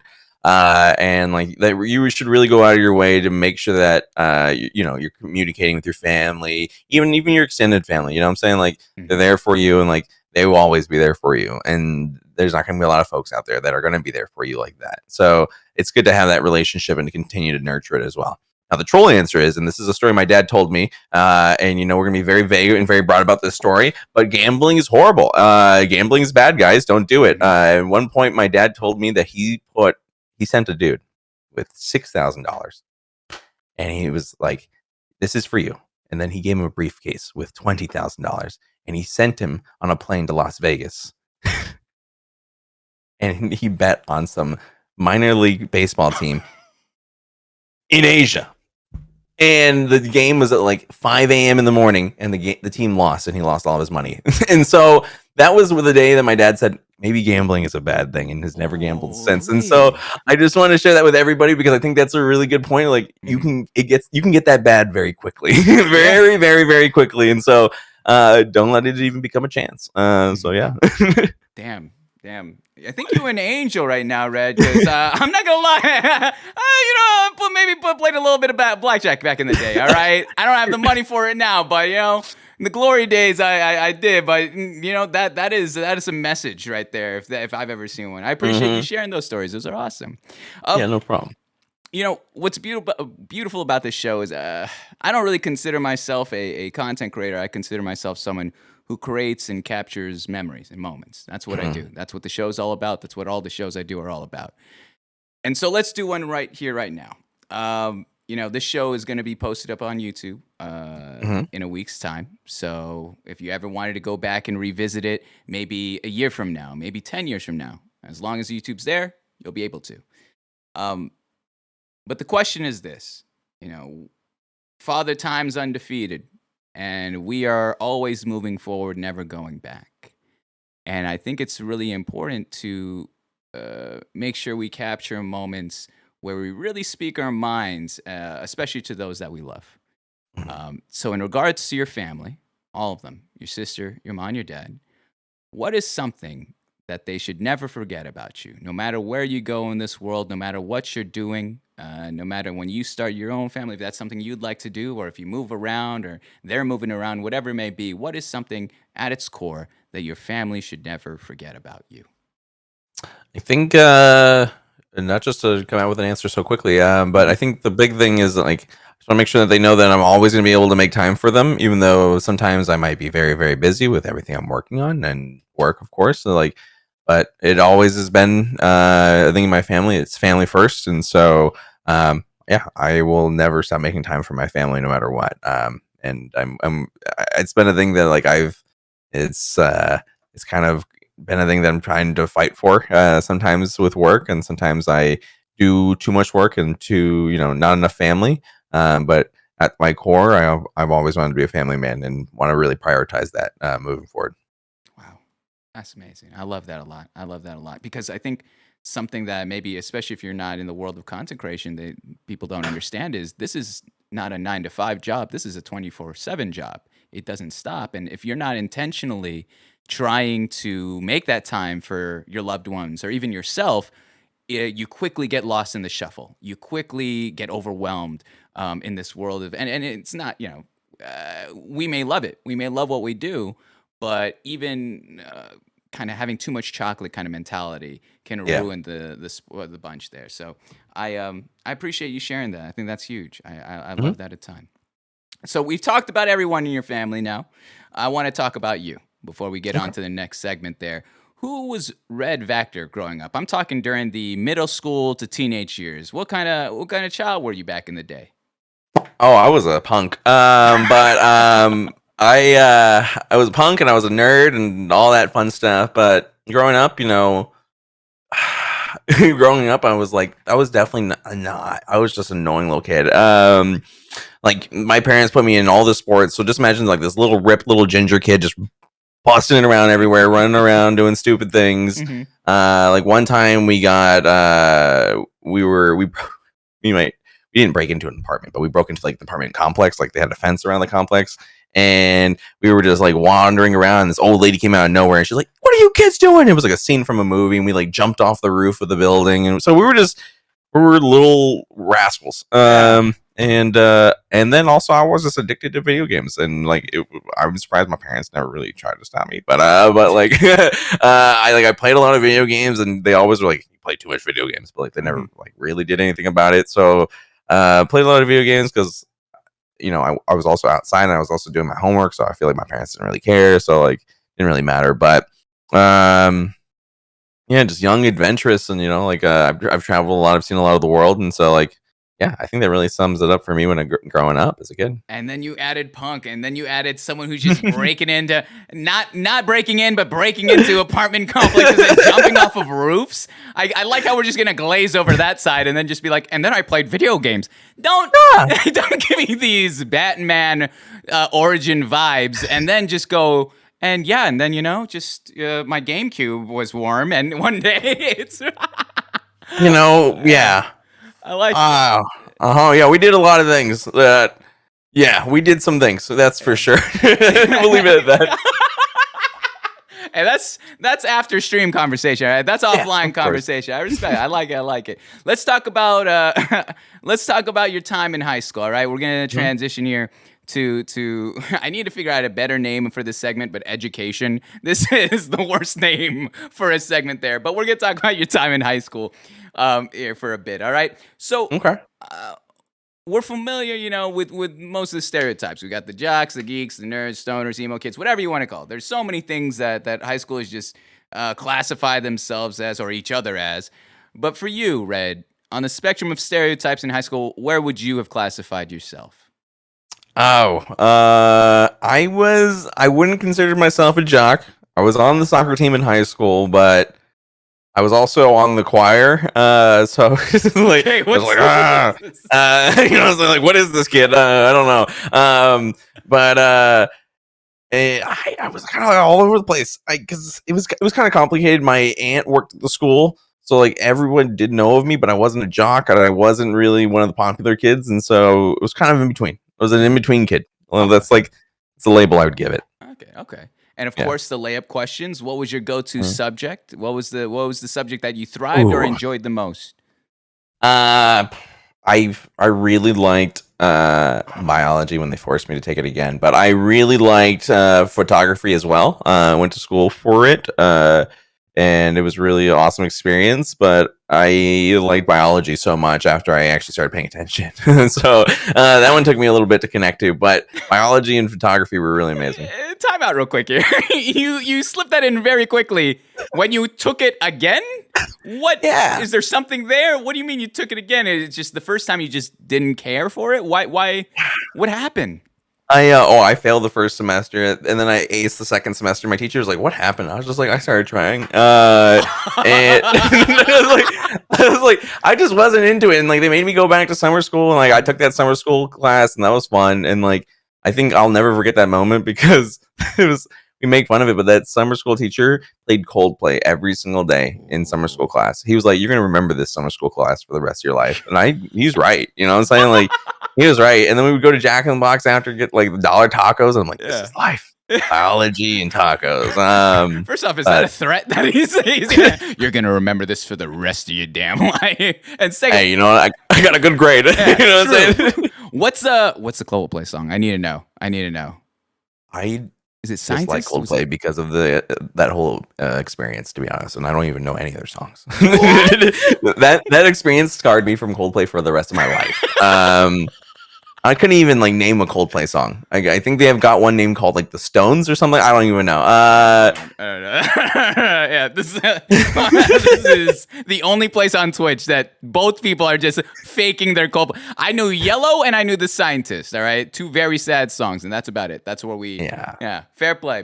But they made sure your teacher made sure you knew. All right, you're gonna remember this class. He loved it. I don't know about the rest of us hated it. That's for sure. So that's a weird vibe there. But anywho, going from classes there to co-curriculars. What clubs, sports did you do during your time in high school? So I played soccer for 2 years, freshman and sophomore year. Didn't go to JV, so I dropped out of soccer my junior year. But my junior year, I was also we'll take a step back. In my sophomore year, I joined choir, so I was doing choir and soccer at the same time.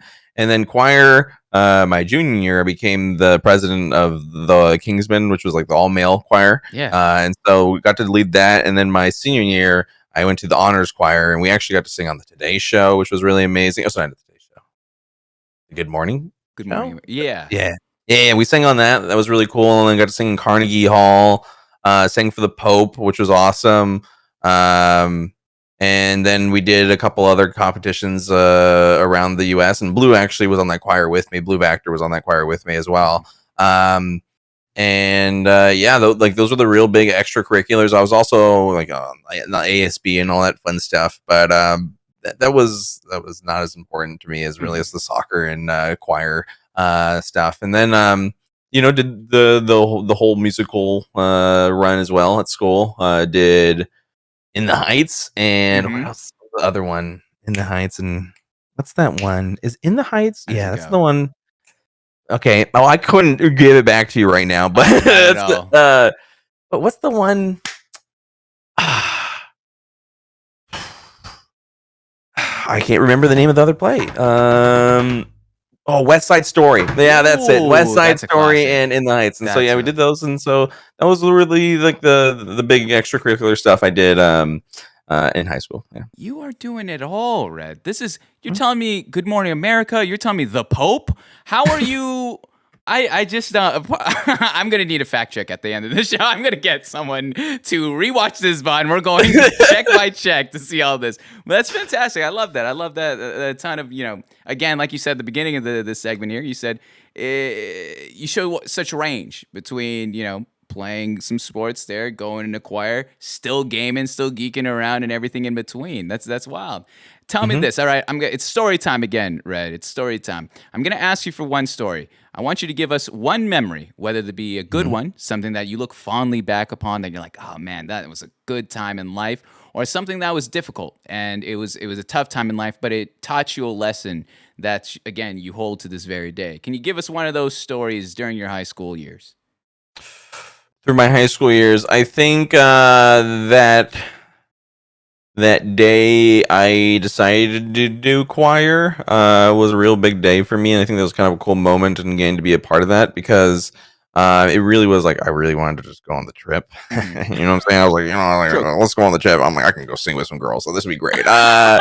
And I quickly learned that it was a lot more than that, and went with it, and really, really enjoyed it. And it was like putting myself in a position where I wasn't really comfortable, and like just being able to be open minded to enjoying it as well. And I think that's like it's like my friends hate it. And my like it's like my friends hate it sometimes. It's like I'm really open to doing like anything. I'm like very open minded, and like I'm like, oh, let's try it. Like I mean, like I'm not a picky eater. I'm like, I'll try it once. You know what I'm saying? If I don't like it, well, then I don't like it. But then that's at least I have an opinion on it. And so, yeah, like just like being able to go out and be in that unknown scenario and being able to try something new is like something like I've really learned a lot from high school. And like that moment in choir really was like that big moment for me in high school.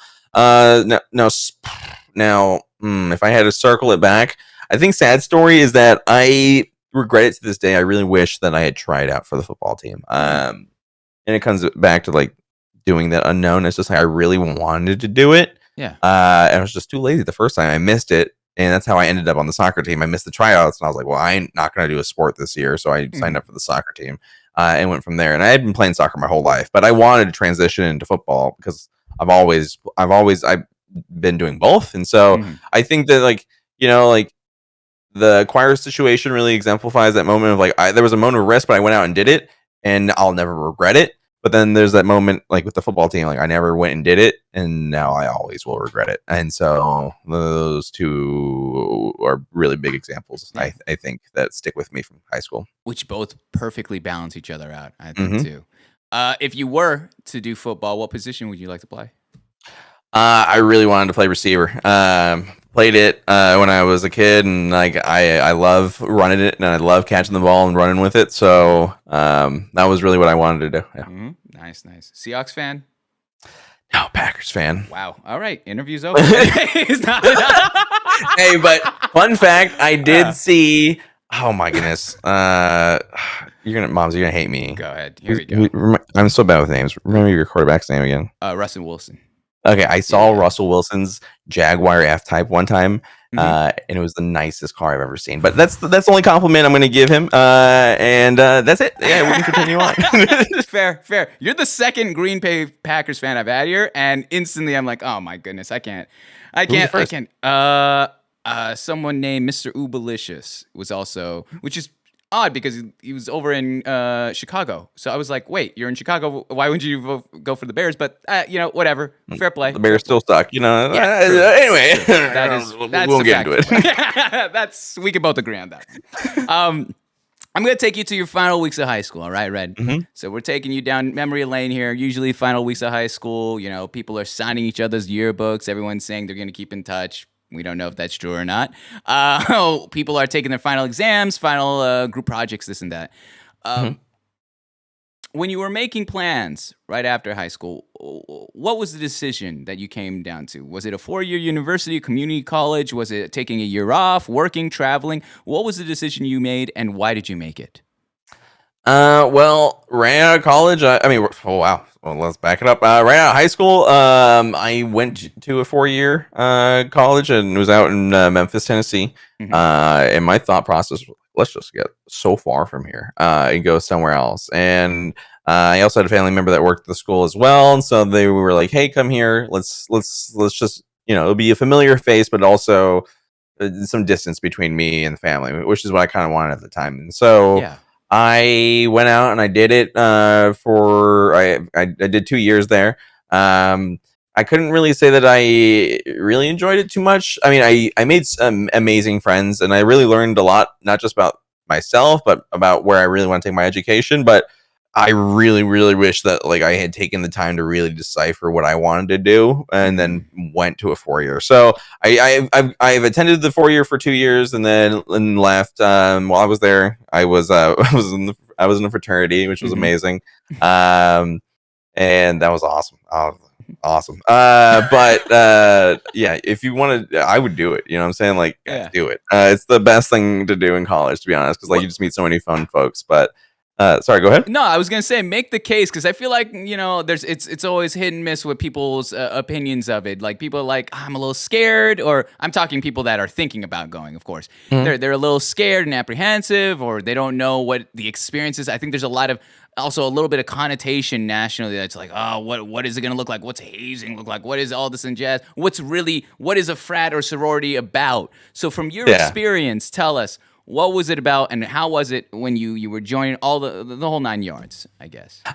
It really was like, I know like people were like, oh, you pay money to make friends and all that fun stuff. But like I paid money so that like, me and my friends could have some hella fun. You know what I'm saying? Like that was it. That was like, that's really like where my money went down. I would say that it does vary school to school. So like you want to do your research into Greek life because like, for example, like the college that was like 20 minutes from us, like I would have never done Greek life there. Like it definitely is the community nurtures that Greek life at that school. So like it is varies state by state. And so like that's why I think nationally has such a bad look because you take schools like Arizona, you take schools like USC, you take schools like University of Texas where they literally say, hey, come to us because we're the party school of America. Bad things are going to happen. I was on the safety board for my fraternity, and one of our big things was like making sure that like certain rules didn't get broken so people wouldn't get hurt. And so like my fraternity, for example, was really taking the steps into the right direction to make sure that things like this wouldn't happen. And so that we wouldn't be in the national eye. I was technically part of what is considered like the deadliest fraternity in America. We have like the stupidest head count of people that have passed away while being a part of the Brotherhood, which is like, it's really hard to like combat that when people are like doing Rush and they're like, so like, what's this about nationally? I'm like, I mean, like that's gonna like it's like shitty things happen when people don't like actually take the right steps to take care of it. And so like that's why I'm saying do your research into that Greek life, and if it's a good Greek life, you know what, you're gonna have a good experience. Like for me, I had an amazing experience. My school was a little bit smaller though, but it really was a brotherhood moment. Like at no point did I not feel safe with these guys. Like these guys have my back. I've gone to multiple of their weddings. Awesome. I've been groomsmen at these guys' weddings.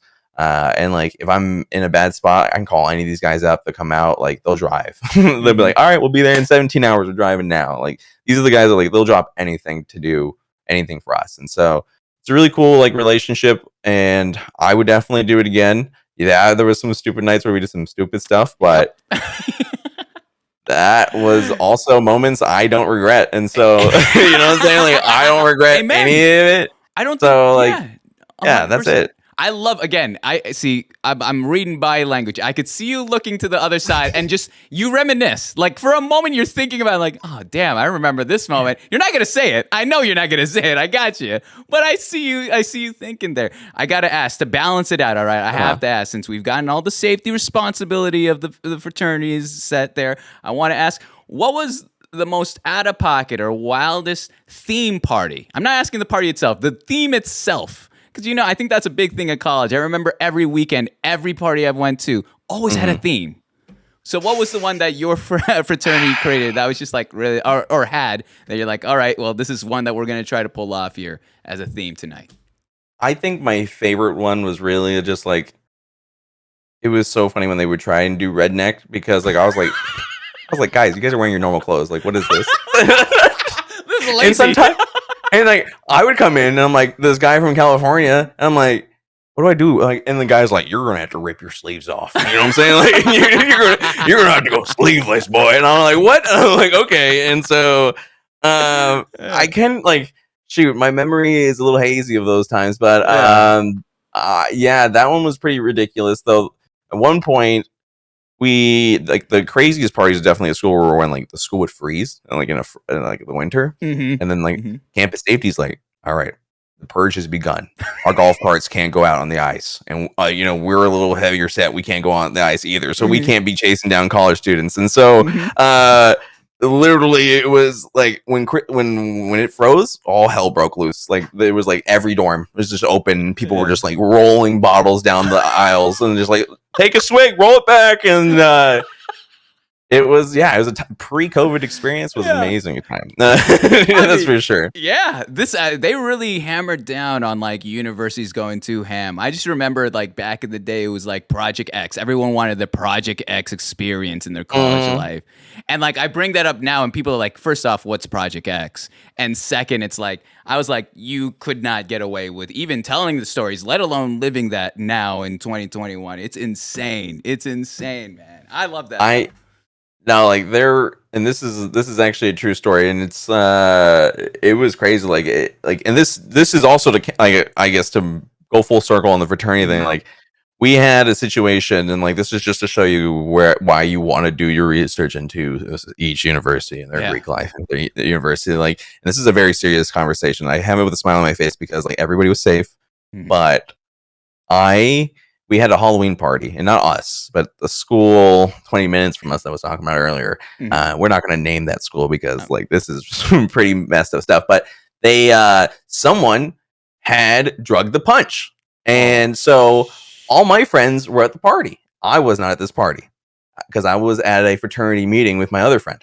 So everybody in the fraternity is just gone and wasted, and there's at this point they had dispersed from the party because no one knew what was going on. So me and my friend are driving back up to the party, and it was just like Project X. There was just hundreds of people everywhere in the streets, and I'm just like, what is going on? And I get a phone call from my friend. He goes, I'm outside and there's campus safety everywhere. I'm like, I'm taking their jacket and I'm running. I'm like, what are you doing? And so the whole night was just us going around Memphis, all of Memphis. And I mean it, like all of Memphis, wrangling everyone back up and then getting them back to the house safely. And I was just like, what happened? Like, I'm like, and that fraternity that held that party actually got fully shut down because of that. Yeah. But like, that just goes to show you, like, shitty people do shitty things, and like, 100%. And that's just it. That's just it, really. So that's why like it's all trust. I think I've actually heard you'll hear a lot of story about like don't trust the jungle juice. All right, like, unless it's a I don't even know if there's an unless. It's just uncapped. It's too much. Unless there's a lid or a lock on it, it's insane. But that's so crazy that you had to wrangle up the crew, all of us, because everyone's dispersing. I feel you on that. Like the strategy is not to stick in a pack. It's you're by yourself. It's not necessarily every man or woman for themselves. It's just like it's better strategy to disperse, so then they can't catch everyone, if that makes sense. Exactly. Which is probably what we shouldn't be teaching. Disperse, guys. Yeah. Zigzags. All right. Oh my gosh. Red, I gotta hang out with you, Red. This is ridiculous. I'm already. I'm picking up what you're throwing down. You are out of pocket. I love this. I love these stories. But so going on from there, you said that you stayed at the university 2 years, correct? And Correct. so where did you go again from after those 2 years from that university? So after that, so the university was actually it's 2 years in total, but split up and like I went back. I went for a year and then went back after a year break. In that year break, I moved to Washington, and that was when my YouTube kind of really like popped off. Yeah. Granted, it wasn't. It was like the worst like environment. Hmm. We're not gonna get into names. We're not gonna get anything, but it was like the worst YouTube content creation environment you could imagine. Like zero regard for employees, zero regard for like mental health, zero regard for like anything. Like it was like the wild west of content creation back then. And so like it was a learning experience for me. But then I was like, hell no, I'm going back to school. And I got to school and I was like, hell no, I'm going back to Washington. So my parents were pissed. But anyway, I went back and forth a little bit there for a minute. And then I ended up in Washington for like 2 to 3 years. And I went back and my YouTube channel really popped off the second time I went back. That's when we had 100,000 subscribers without any videos. And then, the YouTube channel went from there pretty much all the way up until what do you call it? It went on for like 3 more years until I attempted to change the content at one point. But then we went back to Minecraft and stuff like that. So Interesting. That back and forth. First and foremost, let me ask you, how was the conversation like? Again, you had left college after the first year to take that leap of faith into yourself in content creation. How was the conversation between you and your family telling that, hey, I'm actually going to go across the United States and go to a totally different state that you're not in and pursue this thing, and drop education, which is clearly, it sounds like from a strict household, is fundamentally something they really believed in. yeah, no, they were pissed. And my dad was pretty much like, well, it better work. And I said, it will. And it did. So Yeah. I'm so glad it did, because otherwise I don't know what this other answer would have been. I don't know what, I wouldn't be here. But my dad, I remember it that day. He was like, well, it better work because I ain't happy with your decision. So I was like, okay, well, it's going to work, Dad. And it worked. My dad and I are still very close. I called him earlier today and all that fun stuff. And so thankfully it worked out. Yeah. Damn it. How about mom? How about mom? Does she have any words to share with you? I think my mom was very worried, but she's always had faith in me no matter what. Like if I put my head down, I can make things happen. Yeah. And she's always known that. And she's gone a very untraditional route. Like as I said, she came from Guatemala at 16 and like didn't speak any English when she got here. And like, she's made a career from it. Like at one point, from like 1977 all the way up until 2015, if you shopped at Macy's, Dillard's, JCPenney's, or any of those big retail stores, your mom probably bought a dress that my mom made. Yeah, like that, that's what my mom did, and it was very unconventional. And so like she knows that like passion is passion, and if this is what I'm passionate about, then this is what I'm going to go and do with it. So she was a little bit more on board than my dad. My dad has always been like that strict voice. Like, this is what you're doing. This is the battle plan that we built for you. But kind of when I put my foot down and kind of was like, for the first time, I was just like, no, this is what I'm doing. And this is what I want to do.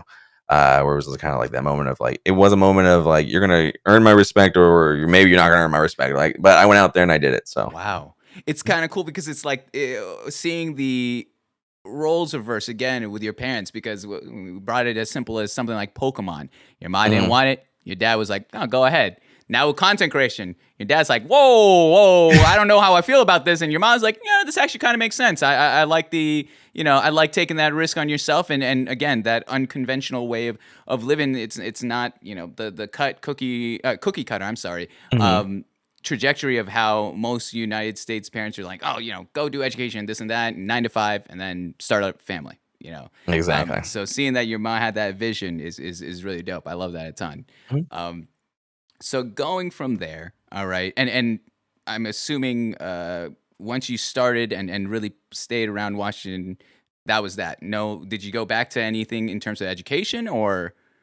No, and it's still been on the back of my mind, and I still want to do want to go back to school. I've come to the conclusion at this point it's going to probably be film school. It's really in line with what I do with work, and it's what I've always been passionate about. Like I really want to content creation in new media is like really what I want to pursue and push. And as the Hollywood entertainment companies to start to pick up on it, it's a really good. We're at a really good position right now where folks like us who are doing it at this scale can really drive it up to something else if we can convince these older companies that like this is working and this is something we can do. So yeah, that's where I kind of transitioned. If that makes sense. I love that a lot. That's awesome. That's good. And also way to think ahead of the curve there too. You know, everyone talks about trends and nowadays, whether that be social media, Twitch metas, YouTube, algorithm hacks, all that jazz. But they're not thinking, well, you don't want to be the person that's, riding the back end of the wave because you're not really getting the full, I guess, for lack of a better term, blessing of it. You know, the full extent of it. You want to think of what's going on to the next half or to the other side of it. What's going to pop off next? I love that way of thinking. Going from there, let's go on to the third segment here of your story, and that is your work history. All right. So for this segment here, we do it similar to a resume, where if you were to go out right now and be applying for jobs, I'm going to ask you what 3 jobs are most influential in your life and would you put on your resume right here, right now, in your work history portion of your papers there? Which 3 jobs? Just think about them for now, and then we'll go in chronological order. All right? So like my just to clarify, my 3 most influential past experiences? Yes. Okay. In the workforce. Yep. You have them? Yeah, I think I've got them. All right. The first one, how old were you and what were you doing? I was 20 and I was a bartender during college, and I was working at a franchise that some of you guys may be familiar with, Genghis Grill, and it was really a really fun moment in my life. My 3 of my friends worked there, and the manager was really supportive and was always like, yeah, take whatever you want home. Otherwise, it's gotta go. So we would always take. As a starving college student, I was like, this is the best job ever. I serve people drinks. I serve my drinks sometimes. And then I also, I was 20. I served everybody else drinks. And I got to take food home. So it was amazing. Out of pocket, Red, all right? I can't, you are ridiculous. Tell me, what did you learn most? We're hearing a lot of the perks. As you as a professional, what did you learn most this job in bartending around the grill? It was really nice to talk to people, and it was really nice to discover that I never want to do that ever again. So I think that was like the moment where I was like, I don't want a normal job. I don't want to bartend. I don't want to do this, even though I can do it and I can enjoy doing it, and it's awesome, kind of. But I just never wanted to do a normal job like that, because at that point in my life, I had to do the job because I needed to afford to be able to take care of myself. And so I was kind of like forced to do it. And even though it wasn't too bad because I had to get to do it with my friends, which made the experience much more enjoyable, I just never wanted to do anything like that again, which really pushed me to never have a job like that on my resume ever again. So it was really nice. And how long did you stay at that job for? I stayed there for a year until I left school. And then I went back up to Washington, and that kind of takes me into my next one, where I got to work at that YouTube studio, that small YouTube studio that I mentioned earlier, that didn't really have the best environment, and by not the best, I mean it had the worst work environment. But I got to work there as a talent on-screen talent, and then I quickly took that from on-screen talent to talent producer to executive talent producer, and I got to manage the whole line of talent. And I got to manage like 3 to 5 channels that were averaging around like 25 million views per month. And so like this is really where I got to like put a stamp on my resume. Like I was managing this content, I was managing the creative, I was managing who was in the videos, I'm managing how long it takes, I was managing like props are in the videos, I was managing everything from top to bottom, from ideation all the way into launching content to SEO into that from there. So it really was. I was doing a lot more than I was really being paid for, which is why I didn't really like the work environment. But it was just a really good learning experience. That like this was what I wanted to do, but I didn't want to do it in that space. And just like a bad ex, I stayed with it for way too long, and just like did that for way too long. And then when I split off, I went and did did my own content at that point, and just kind of focused on myself. It didn't really work out like the way I wanted it to, because I did some things wrong in practice, and I think I could do it again and it would be better. But yeah, no, the working as a talent producer at that working as the lead talent producer at that point was really awesome. Yeah. So with this, how long did you stay at the YouTube studio position? I was there for 2 to 3 years. Yeah, 2 to 3 years. Dang. And so during that time, I mean, you mentioned a whole group of jobs that you've had or positions. You talking about on-screen talent, producer, executive producer. Let's go with those three, all right? Breaking those down, what did you learn from each of those positions during your 2 to 3 years within that studio?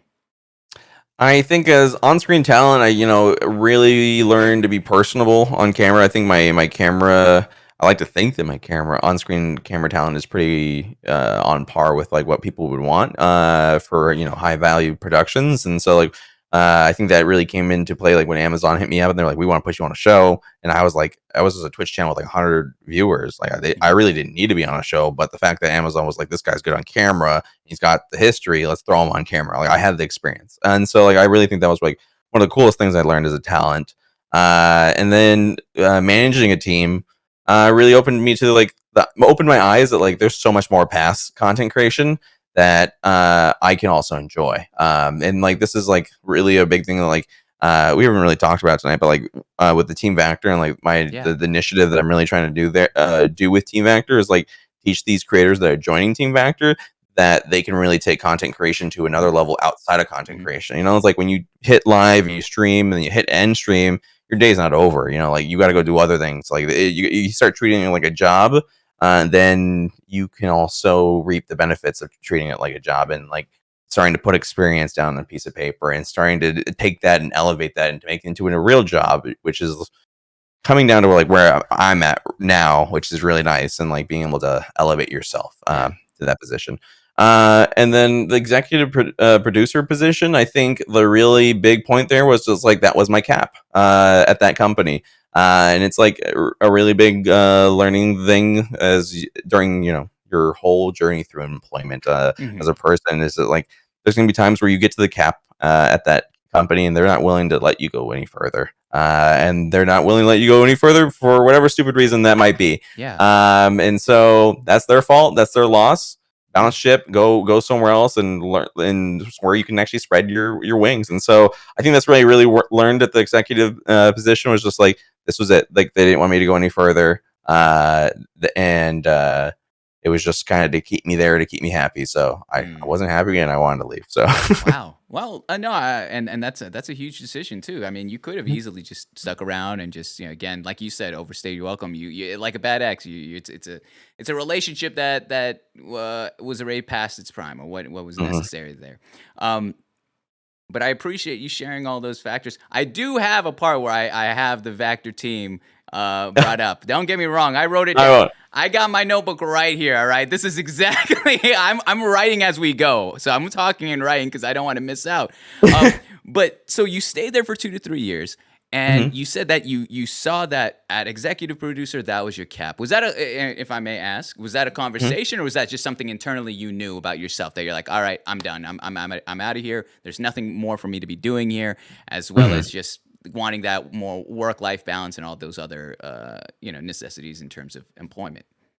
I really think it was like an internal moment with myself. The company wasn't really taking itself seriously at that point, and so I was taking myself very, very seriously, and yet the company couldn't push past whatever they were going through at that time. And so I was just like, this isn't working anymore. And as much as I was trying to make it work, like it wasn't going to work. And so, might as well cut my loss there. So that was it.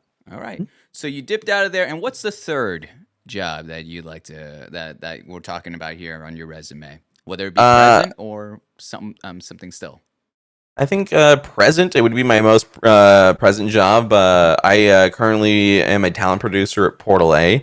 If you're not familiar with Portal A, they were the studio that did all the YouTube rewinds, and so like they were the company behind all that. And so I think this is really my proudest achievement is working for Portal A. Personally, I love it. Like I love working there. I've worked there for almost 2 years now. Nice.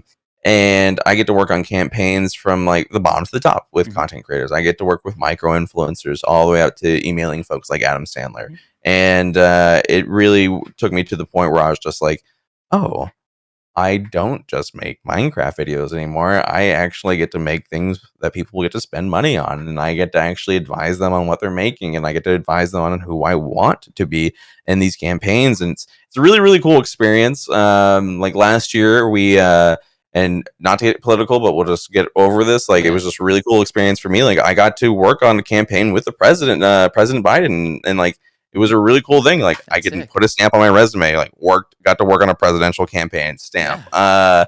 And it's just like we rewind the clock. I still like it's crazy that someone like me who didn't get to finish education is getting to do opportunities like this. And like I think that's really like my big thing is like Mhm. they're really taking a risk with me and and letting me spread my wings and like let me do my work, which is really, really impressive. And so I really like my job at Portal A. It's like it's the real deal. Like we make original content all the way up to branded campaigns with companies, and like I've released things with like some big creators like Ryan Trahan. We did a video with Lenovo Legion and Ryan Trahan, and he went to an underwater hotel and spent 24 hours there, and it was a really cool Ooh. experience. Mhm. And then got to work with creators like Linus Tech Tips and folks like that, and on videos, and it's just a really cool experience because like I definitely would have never been there, but now I get to work with the biggest names in the space Mhm. behind the camera, and I'm totally fine with that. Like That's awesome. and I think this is like really like the conversation I was trying to have earlier was like elevating past content creation is like Mhm. I now at this level where I get to advise Fortune 500 companies on how they make content and how that content is going to meet this audience. And that is a huge moment for myself and, That's internally. amazing. And Hmm, I'm so happy for you. I'm and not even just happy. I'm proud of you. Again, I appreciate it. circling back from the original story to what we are now. That is amazing in terms of your trajectory, both in your professional life and your personal life. That's I awesome, appreciate dude. it. That's awesome. How did you? So between the time of the YouTube studio and Portal A, how did you get connected with one another there? It was actually there's a middle job in my resume that I didn't list, and that was also I was working for another YouTube creator. That environment was also horrible, Yeah. and so we have this reoccurring theme that I hate working for YouTubers Hmm. directly. I'd rather be the company that has to then work with a YouTuber. Hmm. But like it's been a really repeating pattern with me that like when I work with YouTubers, I quickly find out these are like you work with like the worst egos in the space. And I'm like, I'd Hmm. much rather work with a celebrity ego that actually makes cool things than you making Minecraft videos. You know what I'm saying? So I feel like when that. you put it into perspective, like I'm just like I just get so over folks sometimes. I'm Hmm. just like, cool. Like I like being in the space for so long, and it comes back to the conversation earlier where I was like, I just hate wasting my time. Hmm. I hate working with people with egos because Yeah. I'm just like, I just don't want to deal with it. I'm Hmm. like, I've dealt with egos from top to bottom. And like, I'm like, what makes you more important than me? Let's just Hmm. do this. Let's just get this done and let's just work. And so, um, yeah, like there. So, but anyway, going back to it, like the connection between YouTube to Portal A was that one of the guys that was working there, he ended up going to work for YouTube, Hmm. and he hit me up, and he was just like, "Hey, man, you should hit this. You should hit Portal A up. You have lots of experience that overlaps with what they're looking for." And then I applied and went from there, and it That's all it. worked out. Uh, Without dropping any names, I'm not interested Mhm. in any of that. Whether that be your time at the YouTube studios or working with YouTubers in general, can you define what ego looks like behind the scenes when working with one another? Is it the content itself? Is it the visuals? Is it just the logistics? What does that look like in terms of difficult to work with YouTubers there? It honestly, it looks like a nightmare. You don't even see it. It creeps up on you, and it's just there. And like you don't want it to be there. You know what I'm saying? It's like the example I used earlier. It's like it's like the bad acts. Like you're like your friends are like, oh my god, did you see what they did to you? And you're like, no, they're fine. They're amazing. But it's like that experience, and like it creeps up on you. Like you because like most of this stuff is like virtual, and so like when you're meeting with these people, it's virtual. Everybody's really good to you face to face. You know what I'm saying? Like, for example, like moms, you and I, like we could be face to face right now. You and I could be best buds. Like, but then the moment the camera's over, I could be like, fuck this guy. You know what I'm saying? Like, I don't like this guy. Yeah. True. Like, Very true. I don't like this guy at all. You know what I'm saying? But like, so like that is like the thing I hated really working with folks is like there was like a lot of number of things. Like, for example, like I had a guy, and like I'm not even gonna say a name, but just for example, like this is like the most ego moment I've ever seen in my entire life. This guy had a list of everybody he invited to his birthday, and the folks that didn't show up to his birthday, he was like, I'm never talking to these people ever again. That's weird. And I was just like, this isn't normal. This isn't normal. And then there was the moment where this guy was moving to my hometown, and he was like gonna spend a lot of money. And so I was like, I know the area. I can go show you some dope areas. You can pick a nice home, and we can go from there. And then this guy bought the stupidest house I've ever seen. It had like this like Willy Wonka looking driveway. He couldn't even get the moving truck up the driveway. Anyway, fast forward a year, couldn't afford the place because he went too far out of his zone instead of just like listening to other folks. And so that's what it is. Like the ego is like those folks that don't want to listen. Those folks that think they're right in every aspect because they got a million next to their social number. And it's annoying. It's just annoying, and I don't work with it. And that's like the cool thing to bring it full circle. Working as a talent producer is that like I don't have to work with those talent. I'm the guy that goes out and casts for these campaigns. And if you are hard to work with and you are just like an ego maniac, why would I work with you when I can go work with blank? Like, for example, I'm going to drop a name. I love working with Hannah Rose. Like we do a lot of campaigns with her, and she's amazing. She's an amazing talent because through and through, she's amazing on camera and she's amazing off camera. So like I would work with Hannah's. If there was a million Hannahs, I would work with a million Hannahs every day. But I can't, because you know what I'm saying? But then when I go over and I look at this other side of the YouTube and creator field, and I could also name a ton of other awesome names, but like I just don't like, I avoid folks that act like that and portray themselves like that, and then in their communities as well. So 100%. Love Hannah. Love Hannah. Had her on previously too. I saw her in the intro. I was like, no way. Yeah? Oh, you'd be surprised. I gotta send you the list. We're 115 deep. I didn't think we'd last this long. I'll be very straight with you. But after 50, you're like, all right, let's keep going. We're here. Let's see how long we can run. But I love that. I appreciate that. I do want to ask. So right now, you are currently talent producer with Portal A, but you also mentioned your own content. All right. You mentioned, going and doing streaming and all that. Would you say is there any moment where you see yourself being more of the on-screen talent again? Or is that something that you've kind of made peace? Or like, nah, I like being behind the scenes. I like being more of the one that transcends the on-screen talent there. I think at this point, I would really like to go behind the scenes.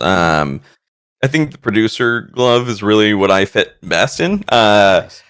I like to think that, like, personally, like Team Vector, and like this mirrors itself with Team Vectors. Like Team Vector is very much like a casting thing, more than just a team. Like I believe in these creators when I pick these guys, and so like it's really like me, like it's like a mentorship. Like I want these folks to succeed, and I want these folks to create the best content they can make, and so.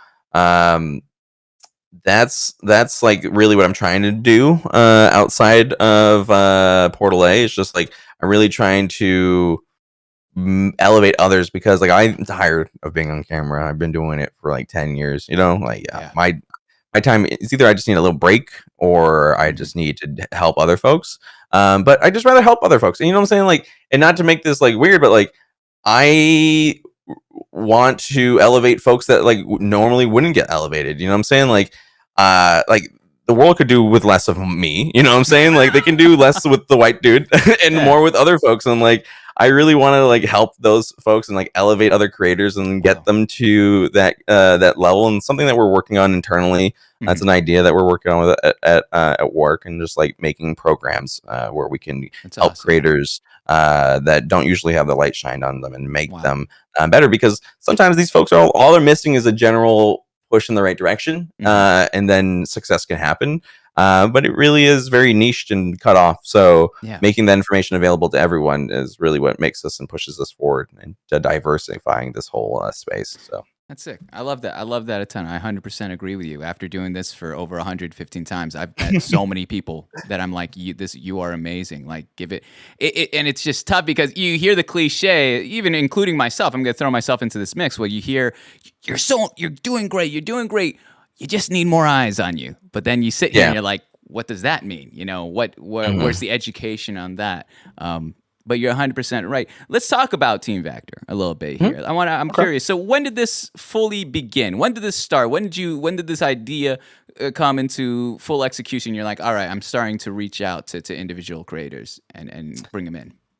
So it started, let's go like what, 3 years back when I started really streaming on Twitch. I reached out to Blue, and if we rewind the clock further, as I mentioned earlier, in high school, like 10 years ago, Blue and I had originally started RedVacktor as I was Red and he was Vactor. But then when I went off of school, I kind of became all of RedVacktor. And then years later, 3 years ago, I reached out to him and I was like, hey man, I can't really do this alone. Are you interested in coming back? But you can't be Vactor. You're gonna have to be Blue Vactor. And then from there, I was like, you know what? I kind of want to make this into something bigger. And I really want to like teach folks what it takes. And there is a lot to learn from me if folks will take the time to learn from me, of course. And so I was like, you know what? Let's reach out to some other folks. Let's bring them in. And it kind of started first as like I need bodies for videos. And then it really became something else, and it grew into something else. And so like at this point, it's like I've got we're a team of 6 at this point, 5 other creators, excluding me, and they are all rather new to the space. And some more new than others. Blue being more of the more experienced one, Silver being like the brand new one, like just started streaming, but he was making content on TikTok beforehand. So, but I really want to conglomerate that and just like teach these folks to like elevate that to the next level. And so, like for example, like my work can really overlap with what they do if they get to a certain level. So, say blank Vactor pops off, right, and he's got 2,000 viewers, or they've got 2,000 viewers a stream, or say blank Vactor pops off on YouTube and they've got 100 and something thousand views on YouTube. Then that's the moment where I can step in and be like, hey, we're going to take this in the right direction. We're going to elevate this because this is what I did before. This is how I produce talent, and this is what we can take this. But it comes back to like the ego conversation that we had before. Like, we all have a little bit of an ego, even myself, even when we talk about it out loud. But like, you really can't learn unless you are the one willing to learn. Like we had that conversation where like I went to school 2 times and like I didn't absorb biology class that first time. But when I went back the second time and I was willing to do it, I aced it. And so there are moments like that happens internally, to be honest. But like it really comes to a point where like I kind of do want it to be natural. Like if this is really what you want to do, then take the reins and make it something you want to do.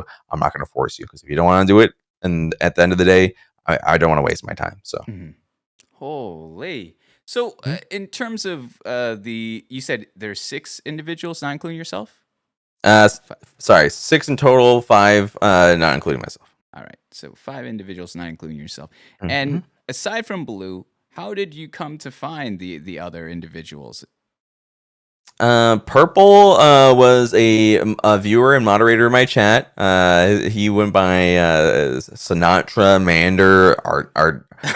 He went through so many names. So I decided to just stamp Purple on it, and so he would stop changing it. And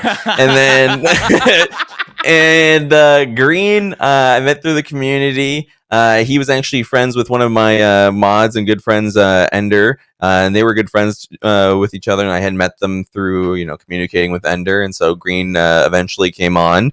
Yellow I met because she was on Minecraft plus SMP with us. And that was a server that Max or Mythzan had launched a couple months ago, and so met her on there. She was super friendly, and I noticed that her streams were a little bit smaller than I think we really wanted, or maybe she wanted as well. And so we reached out. We're like, hey, let's bring you in here. Let's make you RedVacktor, and let's elevate you to this next level. And like, awesome. if you take it seriously, we can roll with it and make something out of it. And so that's how we met Yellow, and then Silver, of course, is Purple's brother in real life. And so that's how we made that connection. So yeah. Wow. And then Blue and I, as we said, we went to high school. But yeah. Mm-hmm. What a crew. What a cast there. Is there going to be any, in terms of content, any joint, everyone in one place content? Or is this more, how does this look like in terms of on screen too? Or is this more of an individual, like, work on your stuff and we're here to support each other, especially behind the scenes? I think it has the opportunity to grow to that level where we're like, let's come together and let's do things together. But it is right now mostly you're on your own, and like let's grow with what you're making. So like, I really don't want to like. It's hard when you're working with like, from a talent management perspective, it's hard working with younger folks and trying to like squeeze them into a hole and be like, make this, all right? Because when we're young and when we don't want to do things, we fight, we push back, and then shit happens. And so I really want it to be kind of like, go do what you want to do naturally, because I don't want to be that I don't want to be the content dad. You know what I'm saying?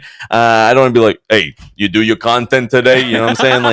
Like I've got better things to do with my life than that. So it really is just like, hey, do it, and if you do it, I'm gonna take care of you. But like, you got to do it. Otherwise, I can't. I can't drive the car unless you build it. So that's really it. Still the content dad though. It sounds like it's a content dad, no accent though. That's what it is. Yeah. Sometimes the accent slips out. All right, I like it. Damn, that's fantastic. I love. Do you have any plans of adding another one? Is there any? What's in terms of maybe even 1 year trajectory from now? What is any future plans with Team Vactor that you have? I think my big steps forward is I do want to expand the team, and some of the folks in chat are like, "What Red you do?" Because we're already at 6, and that's kind of an impressive number. But I do want to grow the team more. But the issue we're running into is that like I don't want to continue growing the team unless we can diversify it. Like I want more female creators on the team. I want more creators of color on the team, because we are dominantly a white team, and so like. That is my big issue moving forward. Is like I can't move forward as fast as I wanted to, because it is a very different field for me to like try and find folks moving forward to achieve what I want to make. And so I do want to grow, but I'm being very picky moving forward. So that way I get the right talent, and it is me finding the right people to work with and to make things with them. So it's a long process, but hopefully expansion in the foreseeable future. And for anyone that is interested, though, Red, anyone that is interested in joining the team, how would they go about that? Or is that more of your pick kind of thing? It really is kind of like a my pick kind of thing, because I kind of just like stumble upon folks that like I really like and really want to make them successful in their own field. 100%. Because like if it comes to the point where you're trying to prove yourself to me. The best way to prove yourself is to actually go out there and do content. And if you're doing content and you're doing it, then most likely you probably don't even need me. You're going to go out there and you're going to run your own journey. Maybe I'll help in the future. But if you're trying to join Team Vactor, the best way is just to go out there and do content. And at that point, you might find that maybe Team Vactor is not the best thing for you. Maybe being your own creator is the best thing for you. It's every person has a different journey. So there you go. You heard it here first from the source himself. Red, we're going to move on to the last part of your life story. But before we do you need to use the restroom at all? I got to pee so bad. Honestly, same here. That's you first, though. Guess first, all right? Thank goodness. Go ahead. Can I go now? Of course, yeah.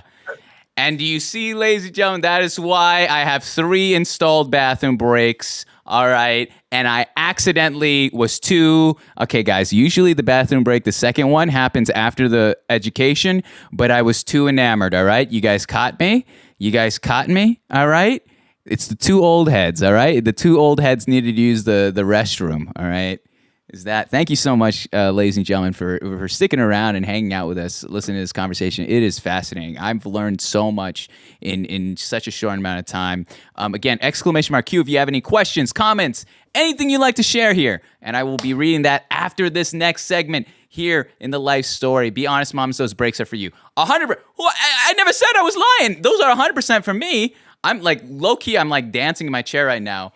It is high key for me, but I mean, it's also, it works that it's for the guests. Red is such a cool person. I really do like him. Like, I did not expect this today.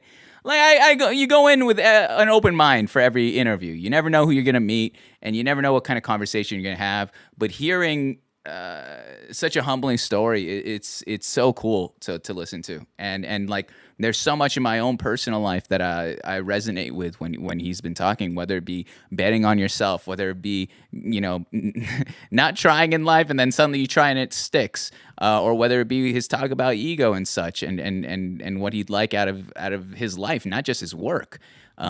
And so I have the highest respect for Red, man. And it's, again, if I look at the time, in 2 hours, it took me 2 hours to just fall for RedVacktor here. Now I get it. Now I see why so many people reached out to me when I booked this show and said, are you kidding me? You got Red on? Like, this is someone that I've loved since I've watched his content, let alone spoken to him there. That's especially what Sal said there. But all right, Red, you're tagging me out. All right, I got to use the restroom. I'm tagging you out. You go ahead. Give me 1 minute. I'll be right back.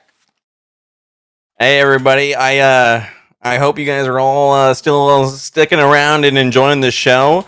I just had to message my friend real quick because he was like, "Are we playing Warzone tonight?" I play Warzone with him like every night.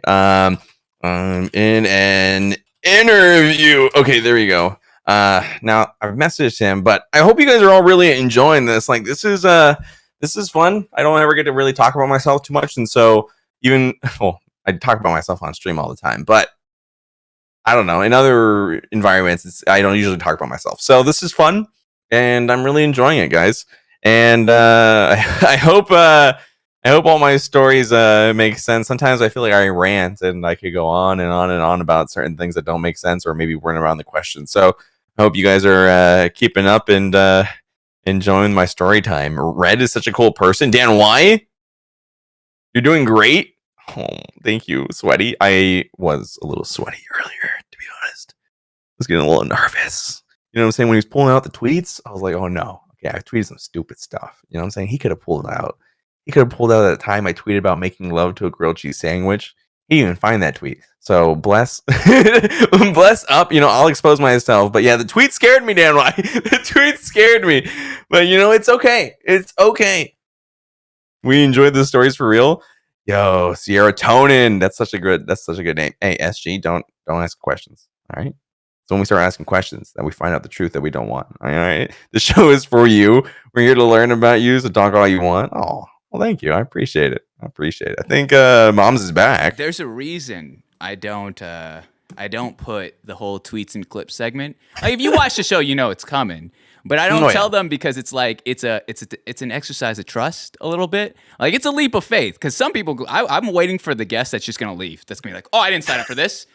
But that's why I tell them, like, this is public information. This is already there. If it's not in your, I never go for alt accounts or whatever. It's all there. But I also, I've got the wherewithal to not go too far. Like, you gotta tread lightly. I think there was only the most awkward one I've ever had was it's someone whose pets passed away recently. Ooh. And that one hurt. Even that one hurt me, and then, you sashay it into something a little bit more wholesome. But that's good. Never, yeah. It's you try your best. You try your best to tiptoe around any eggshells that may occur here. It's my favorite part. I was nervous. Yeah. I was sweating a little bit, okay? Just a little bit.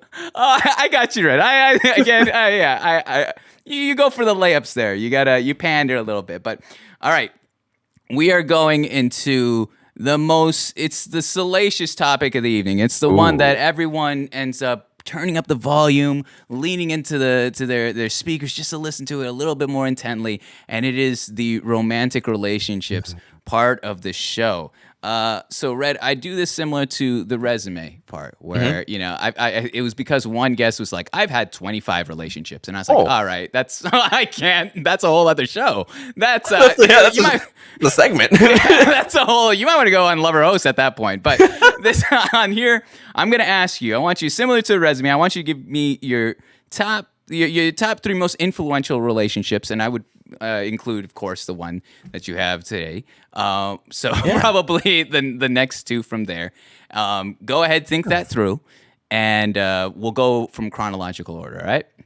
All right. So it's definitely, we'll start chronological order. I'm going to start back in elementary school. Not going to name any names. All right. Throughout any of these besides my most recent ones. But pretty much she's influential because she wasn't my first kiss. She was my first attempt at a kiss. And for some odd reason, we scheduled this thing like a gosh darn dentist appointment. Okay, like I had this thing booked in the calendar. We're gonna meet behind the library on Halloween, and then we're gonna go trick or treating, and we're gonna have 3 hours of fun. And so this is almost the anniversary for it. All right. If you think about it. But yeah, pretty much. You said attentive kiss. What do you mean attentive kiss? Like you both knew, or we were like, it was like this was like some awkward like elementary stuff. Like we were like at recess and we were holding hands and we're like, we're gonna kiss. And she was like, yeah, we are, but not right now. We're gonna kiss here at this location at this time. So anyway, somehow I don't remember how my dad finds out. My dad wasn't in the state at the time because we were getting ready to move to Texas. So he'd bought the house in Texas and we hadn't fully moved yet while he was setting that all up. Yeah. And so my dad calls me from Texas. He's like, you were going to the library to kiss a girl, weren't you? And I was just like, no, Dad. And he grounds me on Halloween. On Halloween, I got grounded. And yeah, that was unfortunate. And I'll never forget that. I'll never forget her because, damn it, she ruined Halloween for me. Yeah. She tried to kiss me. Maybe I was trying to kiss her too, but damn her. Damn her indeed. Over. Did you ever find out how your dad found out about the hookup behind the library in Halloween? I think somebody in the house narked on me because we were talking on the phone. And I was getting in trouble for talking on the phone. Yeah. So you know how back in the day you could answer the phone in the living room and you could hear So I think I got narked on. My aunts were very nosy. I lived in like when I was with my parents because my parents worked, and so during the day I was usually with my aunts, and I'm talking like 4 aunts. So like think about like the way movies portray ants and like how they're super noisy. Like that's how my aunts were. Like they were like, "What were you doing today? Why did it take you 15 minutes to walk home from school today when it usually takes you 13 and a half?" And so I was just like, "Oh my goodness!" And so I'm pretty sure I got narked on. And I'm pretty sure that's how it went down. They really pressed up on it all. That you would think that they would just be happy for you, but you know, again, I'm thinking strict household. Yeah. Oh yeah. We can't. So, but between between you and her, who was she the one that set the date and time and location, or was this mutually like? It was mutual. It was mutual, and it gets weirder. So you know how I told you how I went to Texas? Yeah. Right. So like this was like right before I moved to Texas, right? So I moved to Texas right after this failed kiss attempt, right? Okay. And so she's like, I'm leaving you, and I'm like, oh damn. And so I moved to Texas, and then like 2 years later, I come back, and I go to the same middle school that she's going to, and all of her friends the day I get there coming up to me, and they were like, "You're not gonna bother her, are you?" And I was like, I haven't seen her in 2 years. Like who? Like she goes here? Like yeah, it was never the same. Just because I messed up this kiss attempt. Whoops. Was there no closure when you saw her at your middle school when you came back? No. Oh no closure. No. She. But yeah, no, it was an interesting time. But I guess we can jump into number two. Number two. Please. I guess it would have to be. I'm gonna be picky here. Huh? Shoot. I guess it was my college girlfriend, but I guess it's just because it was cool because like it was like I got to go to like I didn't get to. It was different.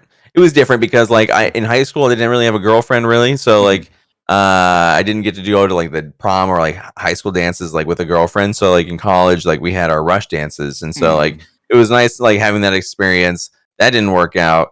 And that was a kind of a mess, but I mean we're good friends now, so like, it's whatever. But and I think we can just quickly move into number one, which is my present one. You know, like we can just skip right over that and go right into number one, which is my current girlfriend. And you know, we actually went to high school together, and like I always actually liked her. It's just really funny. Like, just like, not to toot my own horn, but like almost like since like day one I met her freshman year, I was like, wow, like shoot, like yes, you know what I'm saying? Like, yes, this is the one. And so years went on with like nothing ever happened. And then we were, there was one point where, maybe things were gonna happen, but then she got in a relationship with somebody else, and then I was in a relationship with somebody else, and then she was in a relationship with somebody else, and so like the timing, it wasn't overlapping at all.